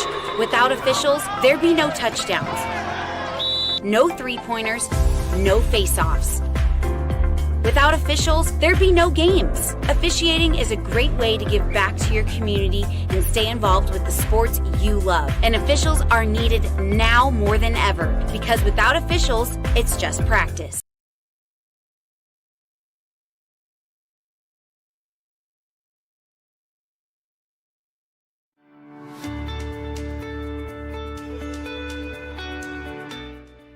Hi folks, Dr. Joe here again with Michigan Orthopedic Surgeons. Did you know that kids are not little adults when it comes to sports injuries? That's because of something called the growth plate. Growth plates exist all over the human body in our growing athletes. They're actually little cartilage discs that exist at the end of all the long bones. It's simply where a kid grows. The problem is that the growth plate can be the weak link. What might be a sprain, a strain, or a tear in an adult when they hurt themselves can actually be a growth plate fracture in a kid.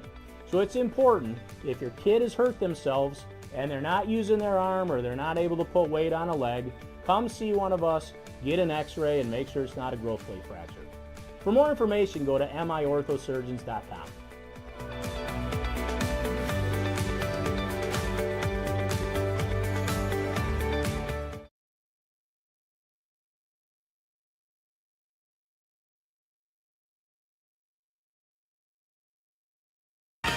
What rhymes with great? participate. Where does greatness start? Here, in the classroom. On the diamond. In the pool.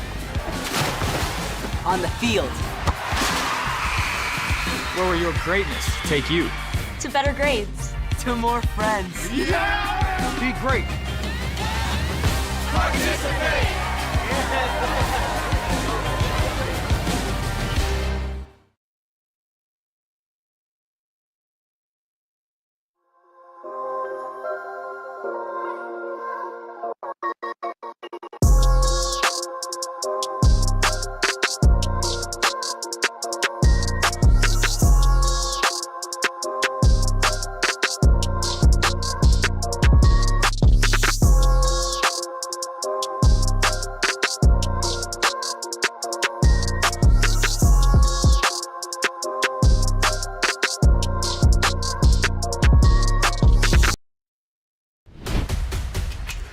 Lowering the shoulder.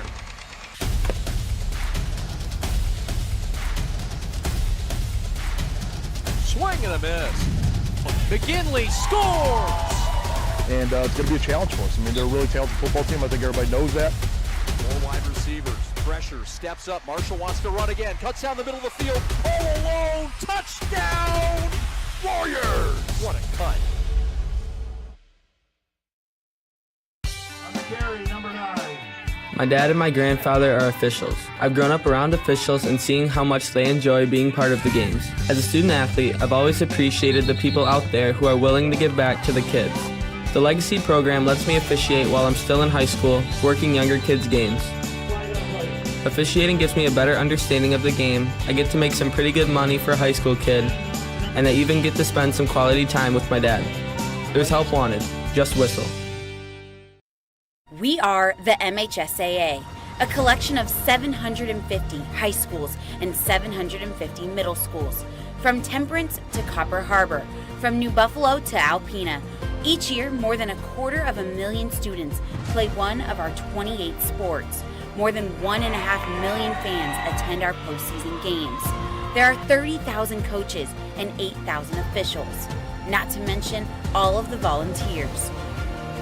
The MHSAA believes in the 4 S's. School sports should be safe and kept in the appropriate scope. We believe nothing beats great sportsmanship, and that scholarship in the classroom is more important than excellence on the field or court. Most of all, we believe school sports should be fun. So come out and join us at a game. Support your school, support your community, and come see what the excitement is all about.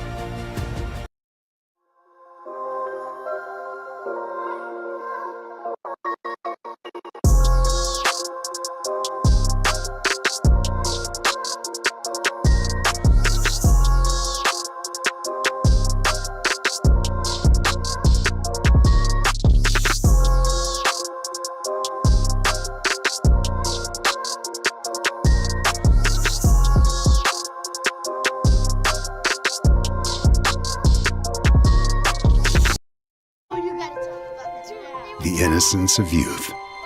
Is there anything any better? But soon they'll be in high school and facing all the same challenges you faced.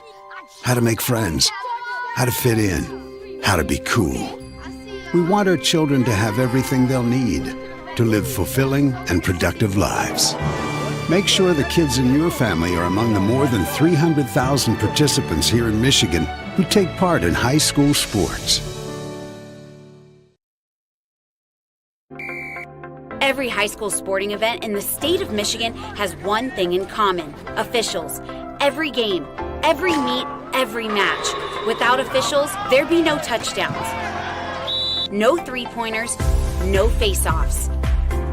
Without officials, there'd be no games. Officiating is a great way to give back to your community and stay involved with the sports you love. And officials are needed now more than ever, because without officials, it's just practice.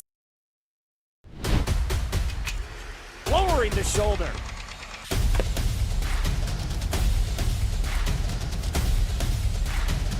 Swing and a miss.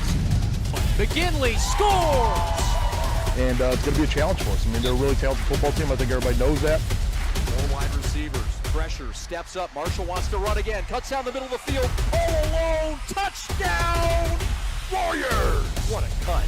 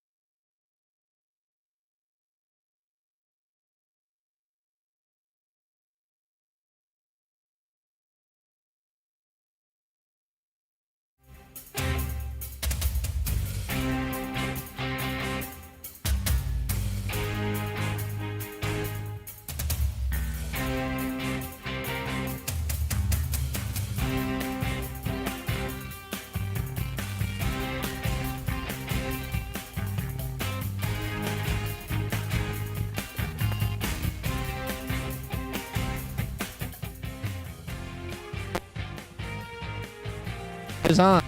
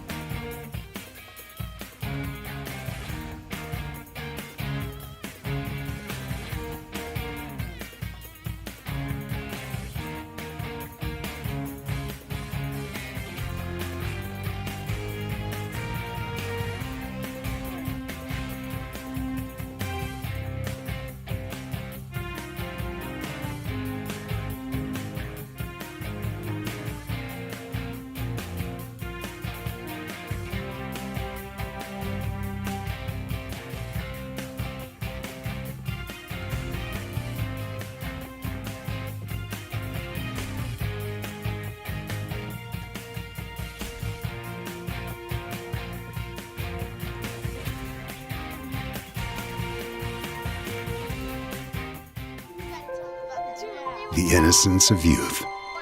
Is there anything any better? But soon they'll be in high school and facing all the same challenges you faced. How to make friends, how to fit in, how to be cool. We want our children to have everything they'll need to live fulfilling and productive lives. Make sure the kids in your family are among the more than 300,000 participants here in Michigan who take part in high school sports. Lowering the shoulder.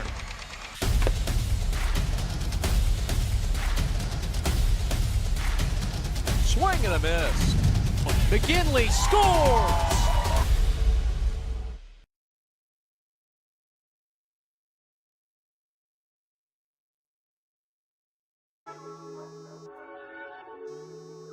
Christian, get up!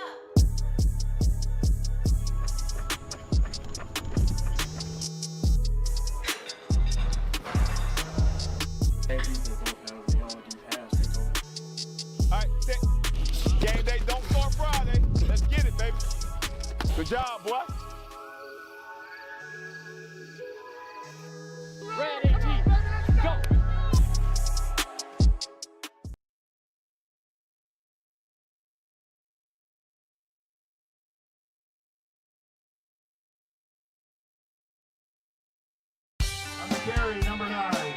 My dad and my grandfather are officials. I've grown up around officials and seeing how much they enjoy being part of the games. As a student athlete, I've always appreciated the people out there who are willing to give back to the kids. The Legacy program lets me officiate while I'm still in high school, working younger kids' games. Officiating gives me a better understanding of the game. I get to make some pretty good money for a high school kid, and I even get to spend some quality time with my dad. There's help wanted. Just whistle.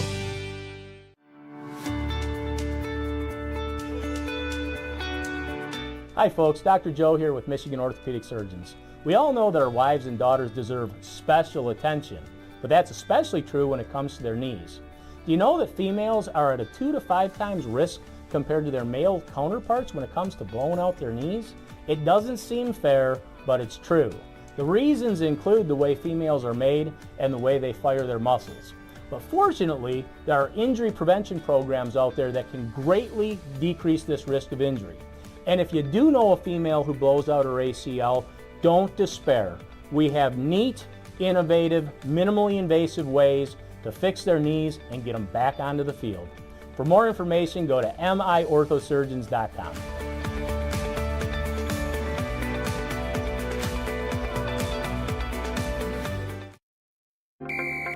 Every high school sporting event in the state of Michigan has one thing in common: officials. Every game, every meet, every match. Without officials, there'd be no touchdowns, no three-pointers, no face-offs.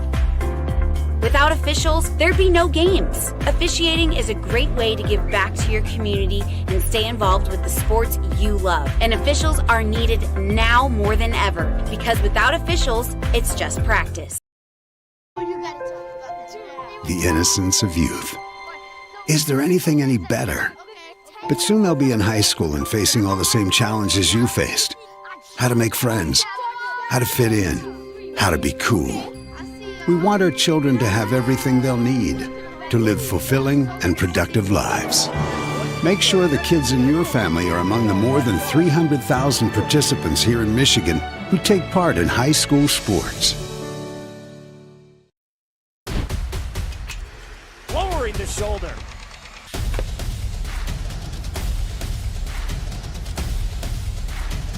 Swing and a miss.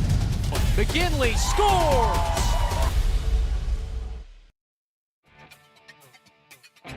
Welcome back to Molesky Field, 35-0. Toledo Central Catholic in the lead over Orchard Lake St. Mary's. The first meeting between these two schools stick. It's been dominated by the road team that came in heavily favored against the Eaglets, who have been disadvantaged with injuries, decimated and unstructured without working together so often coming into this game. Yeah, and you can really see it on the field. We're talking missed snaps. We're talking missed blocking assignments. Can't get the play in. A lot of issues for Orchard Lake St. Mary's in that first half. We're going to see what Jermaine Gonzalez said to his team at halftime and how they're going to clean it up here in the second half. And if you're Toledo Central Catholic, you just want to stay about your business here in the second half. You just keep grounding, keep pounding, and keep going because you got a lot to prove. You being the new guy in the Catholic League Central, but they're doing it. All right, St. Mary's to get the kickoff in the second half. It has been a dangerous return game for the Eaglets, but this time they're hemmed in. We'll see Jabin Gonzalez come out with this offense. Again, Axel Newell not playing in this ball game. He's out. Got hurt last week, and we've seen some signs of Jabin being able to do some things throwing and running, but as you said, it's been an unsettled situation for him to walk into.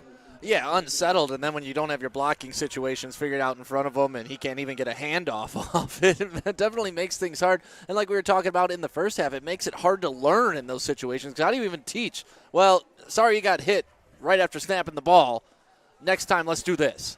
He's had little time to react. He'll start here with a rollout right side. Little dump down pass. Looks to be caught. Gain of about 4 yards. A late flag comes in at the 30. And we'll see what this is all about. Yeah, and flags were the one thing that Orchard Lake St. Mary's had on their side in that first half. The officials have been throwing a lot of flags, and it's just because of the aggressive nature of Toledo. And like we talked about in the first half, you don't want to take that away from them, but against a team where, you know, a big play like that may matter, it could come back to haunt them. But this one looks like it's on Orchard Lake St. Mary's. So St. Mary's coming off a homecoming win a couple of weeks ago on this red turf at Molesky Field.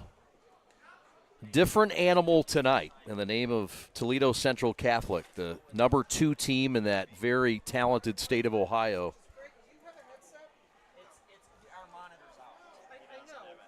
Right side, jet sweep, big yardage, a chunk play for the Eaglets. And that'll move the chains. First down, a burst of energy on that right sideline. Yeah, Goki was able to get to the edge and use his speed to get outside, and that's what we talked about pregame is Orchard Lake St. Mary's does have speed, so if you get them in space, they could create issues. It's just Toledo has speed and strength. They do. Trey Goiki not getting as many of the carries lately due to the focus needed at the linebacker spot. Again, Bonner out tonight. 3 of the 5 captains for St. Mary's. 1st and 10, Eaglets in the bone tight.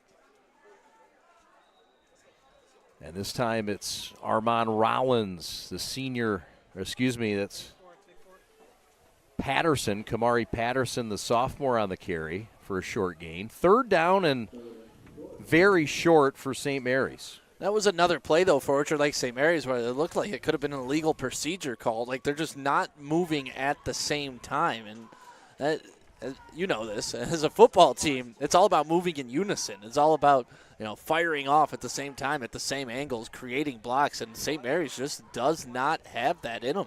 They don't. Trying to get some confidence against this talented Fighting Irish club. 3rd and a yard in the bone. And Jabin's just going to fight for it, and he'll have the 1st down. Right off Jordan Jones, the center, who's moved over from right guard. And a fine block from Joseph Kizzy. And the Eaglets move the chains twice on their opening drive of the second half. And that's the exact number they did in the first half. They had 2 first downs in the first half, and they have 2 first downs on this opening drive of the second half. So clearly they saw something that they wanted to focus on, and they're coming out and executing here in the second half.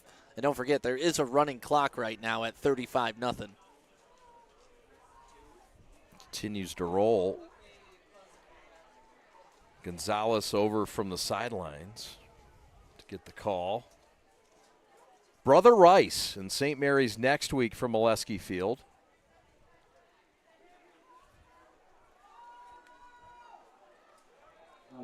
Give his right side. Looks to be Goiki again. Eaglets starting to chip their way down the field stick, looking for their 3rd first down of this drive against this talented and stingy Fighting Irish defense. And that's what we were talking about. For your Orchard Lake St. Mary's, you want to learn something about this game. So this is the type of drive where if you can sustain it and keep your defense on the sideline and actually produce some points, you've learned something. You can go back and say, hey, the first drive of the second half, we did A, B, and C.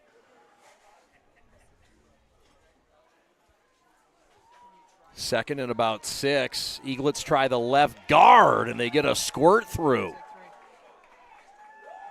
Fine blocking up front. Eaglets starting to get some momentum stick, feeling it. Goiki and Rollins in the backfield starting to really move the chains. This time, the give left side. Who had that football? For Orchard Lake St. Mary's, when you bring in Jermaine Gonzalez, you expect a high-tempo, up-speed, spread offense. And where have they found success tonight? With that T-bone. Going back to the old school, George Porritt, bone. That time stymied up the gut. And it's old 54 right in the middle of it. It's a stout defensive line. Also in there, Collins and Wright Ward up front. Cannings has had himself a game. We've talked about him since before the kickoff, and he has done nothing but meet our expectations and go above and beyond. Already offered by Wayne State. We'll see Wayne State tomorrow. Looking forward to some coverage with Flow Sports. Michigan Tech and the Wayne State Warriors from Tom Adams Field. 2nd down and 10 in the bone. Gonzalez hands right side. It's Rollins, and he'll have a couple.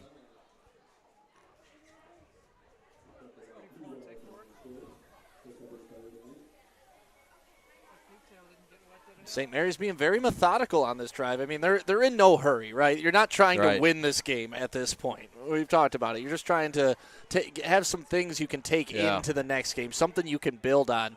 And, we're already 5 minutes left in the third quarter because of the running clock, and St. Mary's doesn't seem to be too stressed to get up to the line of scrimmage and run a play quickly. I can understand that methodology. Well, as long as you keep picking up first downs. Yep. 5.5 left in this third. Jabin wants to throw it. Slant route, caught and dropped. Beautifully thrown ball. And Zane Wilson wishes he had that one back. Yeah, that was a good play. Zane Wilson did have an opportunity to bring that down, but once again, Singleton is showing why he is one of the premier cornerbacks. And you see him break in on this slant and break up the pass right here. See that swipe down with his arm? That's a completion if he doesn't do that. And, I mean, he's got an interception return for a touchdown tonight. He's had some big hits. Singleton is playing a whale of the ball game over there at cornerback. He has. Gonzalez to the sideline. As you can see, rain still falling here in beautiful Orchard Lake. And a big shout out to our crew for getting us down in production level. We're now under the bleachers instead of being on top of the score box. Didn't miss a beat with these guys. Gonzalez throw again, tries the slant left side, incomplete. Was looking for Bryson Williams, whose name we haven't called much, at the receiver position. Here's another look stick. Yeah, Bryson Williams has had a good game returning, and he's had some nice punts, but there you see the ball just slip through his hands, and, you know, you don't know if that's an effect of rain or he's looking ahead, maybe thinking about the defender about to hit him, but either way, it's a turnover on downs. And Toledo Central Catholic gets their first crack at St. Mary's here in the second half. Spears was in coverage, but, yeah, that's just a drop. The good sign is Gonzalez threw a couple of nice balls, right, despite the conditions. He can't catch his balls. So they have gone to the reserve. The second stringer, QB2, Isaiah Fox is in, the 6-foot junior quarterback for the Fighting Irish. And you know what's funny is we were down on the field pregame, and I was watching him warm up. I'm like, we thought he was a starter. Is that their starter? Because he is a sizable kid. He's thick. He looks the part. And when he was warming up, throwing the ball, he was hitting everybody in stride. I thought he was definitely the starter. Then we're like, oh, but they have Collins over there too. He's pretty darn good. A lot of depth. Morgan gets the call off the right side, has a hole, daylight, bounces outside to the numbers, flag down, man down. Holding. And I'm going to trust my partner that this thing's coming back. Coates on the tackle.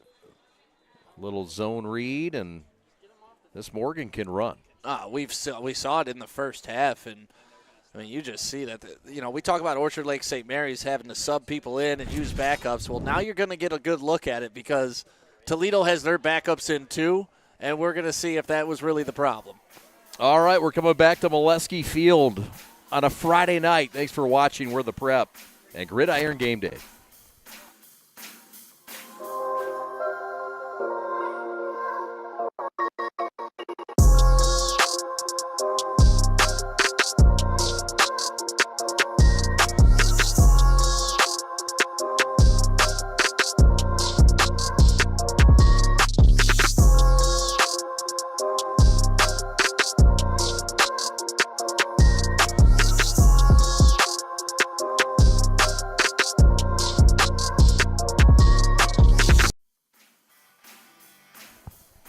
Chad and Stick back with you from Molesky Field. Next week, we're at Ford Field for the PSL's Twin Bill. We've got the blue and the gold championship games, Cass and King. Stick and I will have coverage down there starting at 3:45. But right now, second half, no scoring yet. Morgan gets the call, and he gets up to midfield, gain of about 4. To get back some of those penalty yards. And you're seeing Toledo Central Catholic put in a lot of their backups right now, too. And you got to give credit to Toledo's fan base, too, for making this drive. Their student section has been sitting in the rain during halftime. They were cheering. They were having a good time. And, when you have a program like this, it's fun to get behind them and travel. Yeah, and who wouldn't want to leave Toledo and come up to Orchard Lake? Yeah, the Glass City. See this beautiful campus. Oh. It's a new trip every time for these folks. Tackle for loss, that's Richard Goike III, otherwise known as Trey, and he's got a TFL. And this is where St. Mary's has had a lot of success on defense so far in this game. I know that's tough to say with them being down 35-0, so let me preface it with that. But they have put pressure on the quarterback from time to time, especially when they bring the blitz. The D-line has been a strength this year for the Eaglets. And even with Bardis out tonight. Well, and the defense, they've been put in some precarious positions early in the game, turning the ball over at the 28. There was a blocked punt for Orchard Lake St. Mary's.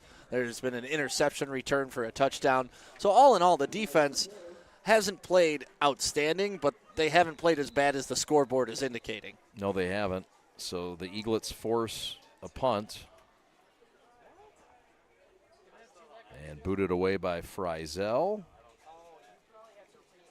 And here comes the Eaglets offense. There is guess what, a flag down. It's been a flag-infested ball game. But even while there's flag down and the officials are calling them, that clock continues to run, and we are inside a minute left here in the third quarter.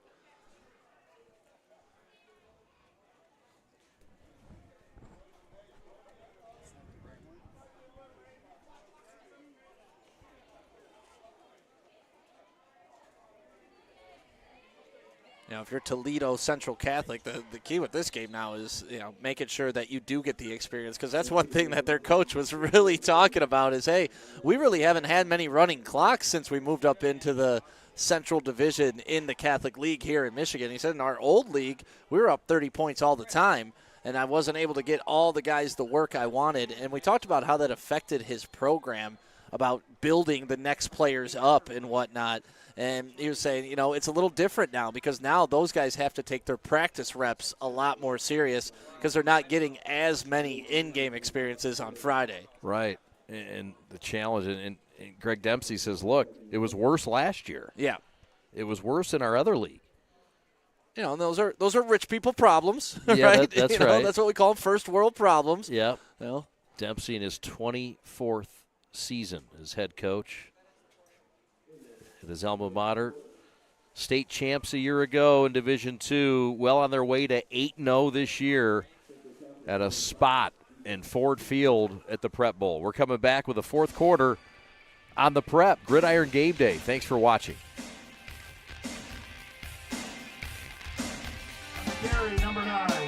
My dad and my grandfather are officials. I've grown up around officials and seeing how much they enjoy being part of the games. As a student athlete, I've always appreciated the people out there who are willing to give back to the kids.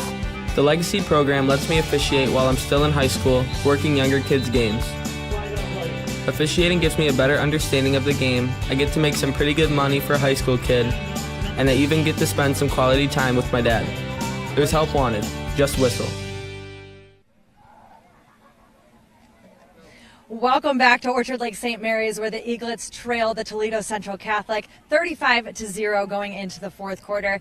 Guys, I'll tell you something that's been really special to see on these sidelines is Coach Gonzalez coaching his son Jabin, the freshman quarterback who's having his first game on varsity today. This is his first day. Obviously, it's not going as well as he'd like it to, but the coaching experience on the sideline, seeing those two interact, that's been something really special to see here on the field. So I hope to see it soon, and I hope to see him get better and better as this game goes on and as this season goes on if he gets some more opportunities.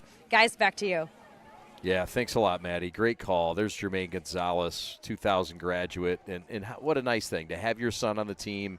And this isn't daddy ball. This is a guy that can help his team, and we've seen him help tonight. But a great thing to have that relationship and have that experience. Yeah, especially like you said, it's different when it's just handed over to a child or a kid, but he has earned it, and you can see he's got the athleticism, and he's a freshman, right, Chad? In 4 years, what's he going to look like starting under center for Orchard Lake St. Mary's? That's right. I would argue probably better than today. Quarterback Isaiah Fox in there taking his time. We're in a rolling clock with 11:50.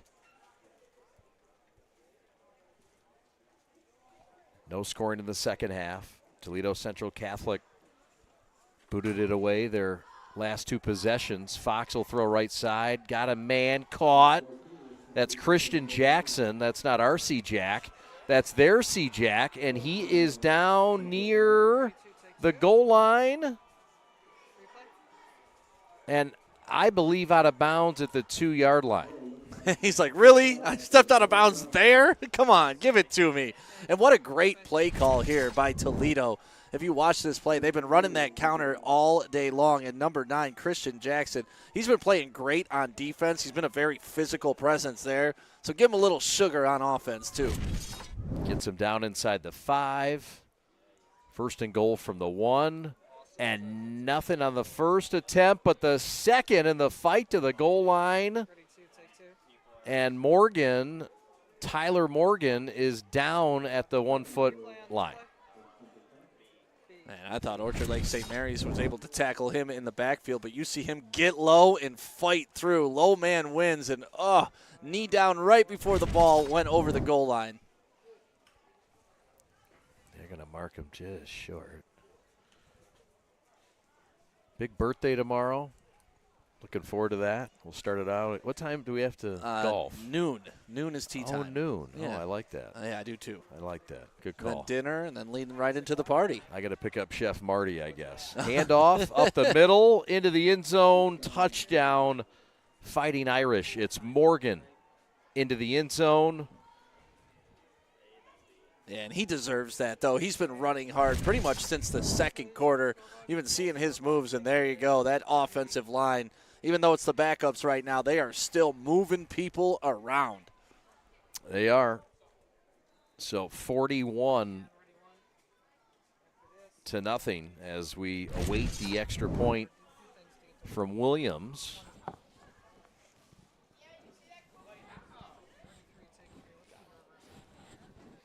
John Williams. Leighton Marsh is the snapper, and the kick's up and good. So, with 11 minutes left in this ball game and a running clock, the first points of the second half are by the Irish. Back after this.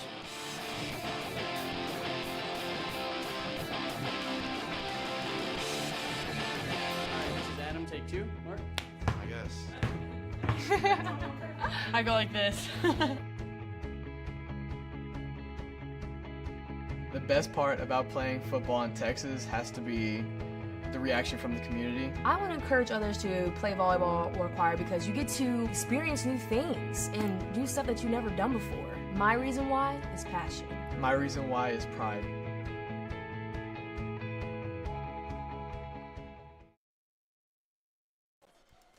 If your company wants to make the turn to the next level, make sure you contact Make the Turn, an award-winning digital marketing firm based right here in Metro Detroit, founded by Mike Sullivan and Kyle Bogie.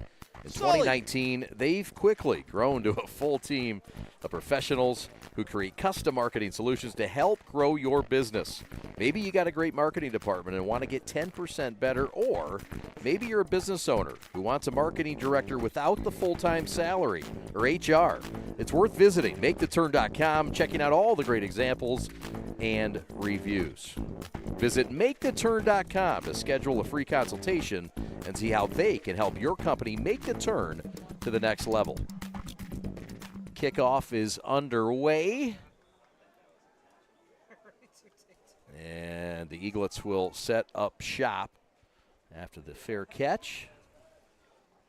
Some scorers to get to. Thank you, Jam Jan. Eisenhower, otherwise known as Ike, with a 24-0 lead over Dakota in the fourth. How about that? Wow. That's a big statement for the I was just Mac out by Red. Ike today. Yeah. Drove right by it. Jimmy McGuire and Ike on top. 27-14 Lake Orion over Clarkston. That's for the OAA Red title. That's to start the fourth. Castech 41. East English Village, where we were at on Wednesday, nothing. Seaholm 13, Avondale, nothing. That's on the prep. That's going on right now. Ben Holden on the call. And that's in the fourth. So check that game out as well. 13-0 Seaholm over Avondale. Looking to give the Yellow Jackets their first loss of the year. 31-7 West Bloomfield over Oxford. That's in the third quarter. Oak Park 22. Their crosstown rival Ferndale in fashionable Ferndale 9. That's in the fourth. And that's a scoring update from our statisticians who are now on dry. Pause and now dry, and the computers and everything's all messed up because of this rain. So they were still working hard down here getting us scores and highlights and all the goods. Thank you very much. Throw right side to Kamari Patterson is incomplete.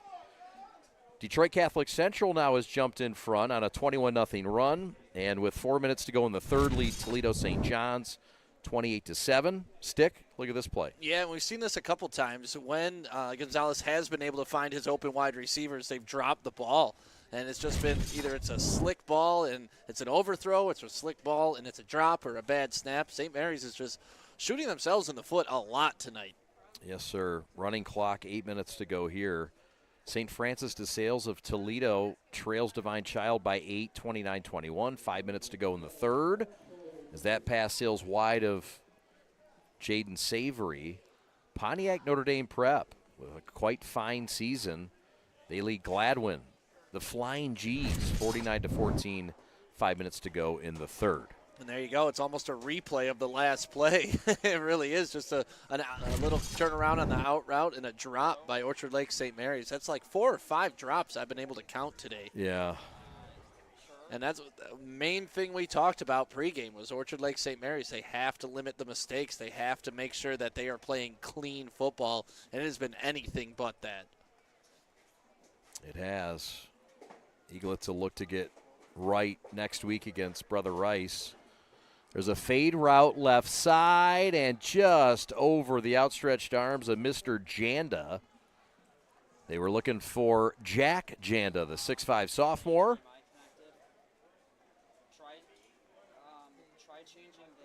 Eaglets will have to punt it away. Here's another look. And it's almost like they weren't even looking to see if he was open or not. It was a 2-step drop, and I'm just chucking it up to my wide receiver. You know, those types of plays can work for you sometimes, but not against a team like Toledo Central Catholic. Right. I get you want to get your athletes in space, and I get you want to get them out there and have them make a play, but you also got to put them in the right position to make those plays. No doubt. That was a 4th down attempt for St. Mary's, my bad. So turnover on downs. It's a running clock, 6.5 left in this game. It's been all Toledo Central Catholic.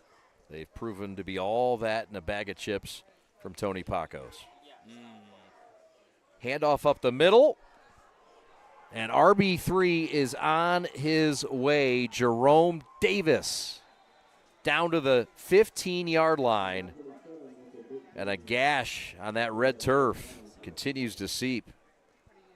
And they just keep coming at you in waves. Like you said, RB3 Davis getting the carry here and showing his speed, his agility, and his ability to read the defense. Nice little stiff arm there. It has some breakaway speed, tries to cut back. You would have had that too. Yeah. Excellent running skills. And, you know, we were talking about St. Mary's having to play their backups. Well, now Toledo's down to their third stringers, and they're still breaking off chunks. Yep. Lots of depth.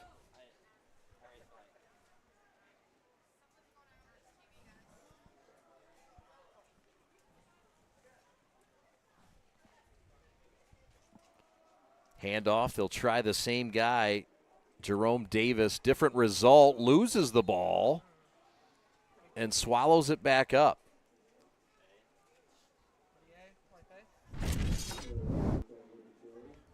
Yeah, here you get a good look at it. He tries to bounce outside, able to turn it back in as Orchard Lake St. Mary's to the heart of the defense. And, oh, man, that ball pops out, but he's able to retain it. That's a good athlete right there. It's a slippery pill. Yeah. Trey Goike all in on it. But the concentration to be able to hold on to it after it flops out of your hands like that. That probably means 3 is done for the day. That's a wrap. Stick around after this one. We'll have our G of the game. A drenched Maddie Miller will present that shortly. The give back to Davis. And the 5-time state champions will continue to pound the rock up the middle.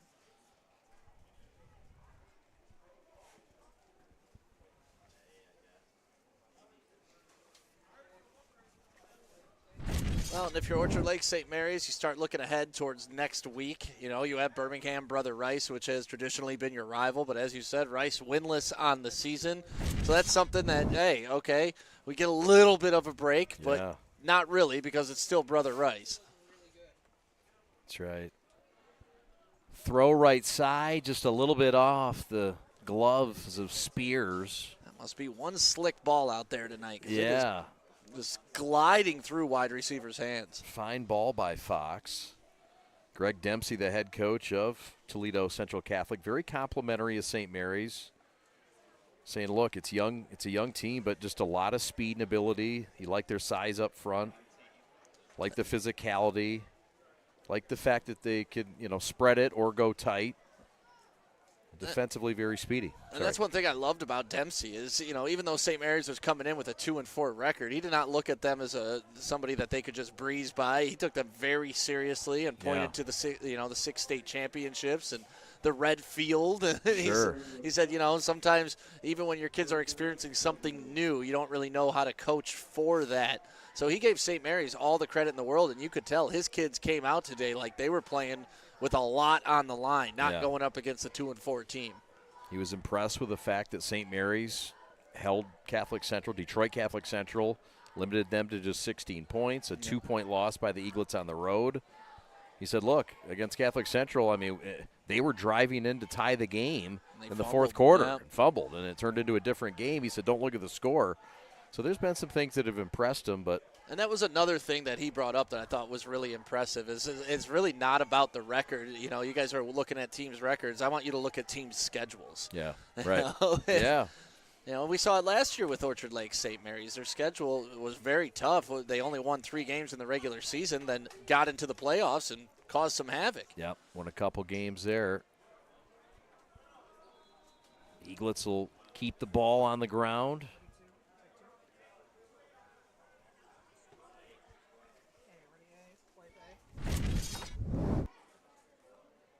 It's Danny Klotchkov, the running back, with the carry. Tackled by Martinez, the sophomore linebacker. Jabin Gonzalez, his first career start, one he won't soon forget. There'll be brighter days ahead for the freshman. Yeah, that's one message you can send. Hey, it's only up from here. You really won't run into too many teams like Toledo Central Catholic. No, sir. They will head to Ford Field in 2 weeks and play for the Catholic League title in their first season as a member in the Central Division. Coming over with 2 other teams, Toledo St. John's, who's in action against Catholic Central, and St. Francis de Sales, who's in action against Divine Child. Under a minute now as we get another look here, Stick. Yeah, and they've had some success with this little power running game for Orchard Lake St. Mary's. And they're in no hurry to run this play. This will probably be the last play of the ball game, so we'll see what Jermaine Gonzalez has dialed up here. He's got to try to get some points on the board, right? Yeah. Gonzalez will throw it right side. The hitch route is caught up to the 48-yard line. And the catch is made by Chad Willis. That's the end of the ball game. 42-0. Toledo Central Catholic comes in, takes care of business. They go to 8-0 on the year and 5-0 in league play to wrap up the Central Division title in their first year. The Eaglets go to 2-5 and 2-3 in league play. We'll take a timeout. We'll come back, and Maddie Miller will present our G of the game hat. Maddie's wet, drenched, and ready to rock and roll. We'll hear from her right after these. This is Gridiron Game Day.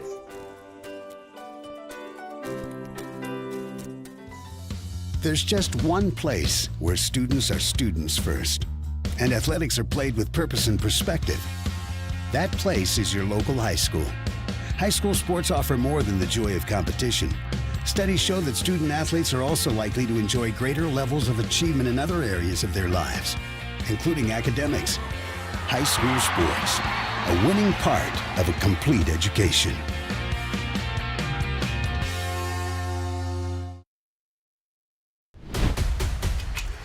Lowering the shoulder.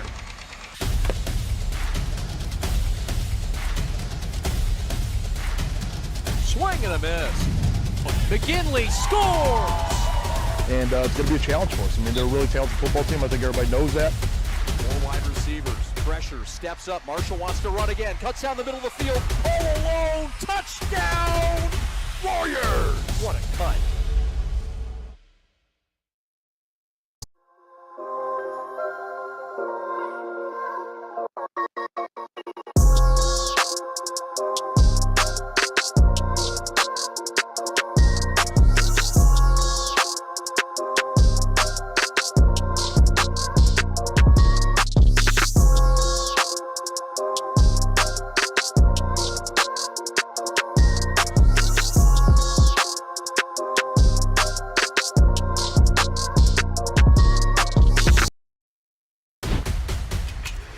Lowering the shoulder.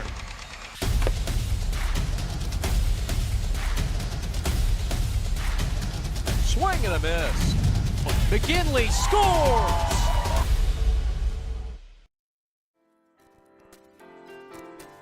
In today's ever-changing real estate and mortgage lending world, the importance of a true professional has never been higher. At Success Mortgage Partners, our mission is for every borrower to receive Level 10 service, and our goal is to get you the lowest rate possible. We want you to have an experience of a lifetime. Navigating a turbulent market like this, it needs to be handled by a real professional. Call Todd Barr at 734-674-6154 and put 20 years of local knowledge to use for you and your family. Success Mortgage Partners Incorporated supports equal housing opportunity, NMLS ID number 130562. It's time now for our G of the Game segment, sponsored by G Brand USA. And this guy really was a no-brainer. Let's go down to Maddie Miller to hear about our G of the Game, Mr. Marquand Braswell. With the G player of the game, Marquand Braswell. Marquand, great game today. What's it like coming in here and absolutely dominating like that? I think we played very well, come in locked in, focused, and executed, and I think we played good. You know, you guys are first time in this league, traveling and all over. What's that like? Is that tough for you guys to be on the road all the time? Yeah, I think it's really tough to play in this league and travel a lot. We only had like a couple home games, so it's definitely enough pressure on us to play in this league. Now you've got a 23-game winning streak going on. How do you guys keep motivated and keep that going? We keep practicing every week. We try to stay laser focused every week, and that's it. Well, thank you so much. Congratulations today. Guys, back to you. Thank you, Maddie Miller, and congratulations to Mr. Braswell, one of the captains, the 6-foot senior at 220 burly pounds, 3 touchdowns, all in the opening quarter for Braswell. Fabulous day on the ground, and was just a part of an offensive juggernaut under Greg Dempsey and Toledo Central Catholic. They're the real deal. Oh, yeah. And when we were talking about G of the game, we brought up Braswell, and it's like you almost forgot what he did because it was in the first quarter. And everybody what? else, When? Yeah, Who? wait a minute. They put up for it. You know, it's like, yeah, he had a tremendous first quarter and every bit deserved. You know, honorable mention, of course, going to Terry Collins, their quarterback, who played an incredible game throwing the ball. You could have also given it to Victor Singleton, who had an interception return for a touchdown and some big defensive plays. And, of course, my man that I love, Michael Cannings, the second. He was out there all game long, too. So G's all over the field for this Toledo team. Great night. It was wet, and it was quick in the end. A whitewash for Toledo Central Catholic. They come out with a win, 42-0. Want to thank this hardworking crew working through the weather and troubleshooting, captained by our captain, Alex Westfall. Woo-hoo! Alex Westfall, the executive producer. Robert Sherby, your technical director. Evan Westfall on replay. Craig Patterson on graphics. Camera 1, Rob Sarna. Camera 2, Kyle Buchanan coming back home on the red turf. Chad Wilk, welcome back from sabbatical. Chris Armani Rose on the sidelines doing great stuff. And I want to thank our hardworking stat crew, Jamie Janssen, Pat the Stat Bush. On the sidelines, good to have Maddie Miller back.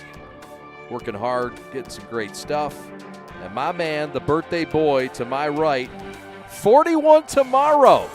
Mr. Sam Stick Day. 42. 42. I tried to give you a year. No, brother. don't cheat me on my Jackie Robinson year. Let's go. We want to thank Orchard Lake St. Mary's, Jermaine Gonzalez, the athletic director and head coach. We want to thank Brian DeBenedictis, sports information director, and head coach Greg Dempsey, as well as SID for St. Mary's, Robin Goddard. My name is Chad Bush, saying so long from Orchard Lake St. Mary's. Once again, your final score tonight. It's Toledo Central Catholic winning their 23rd straight ball game by a score of 42-0 over St. Mary's. We'll talk to you next week. Thanks so much for watching. So long, everybody.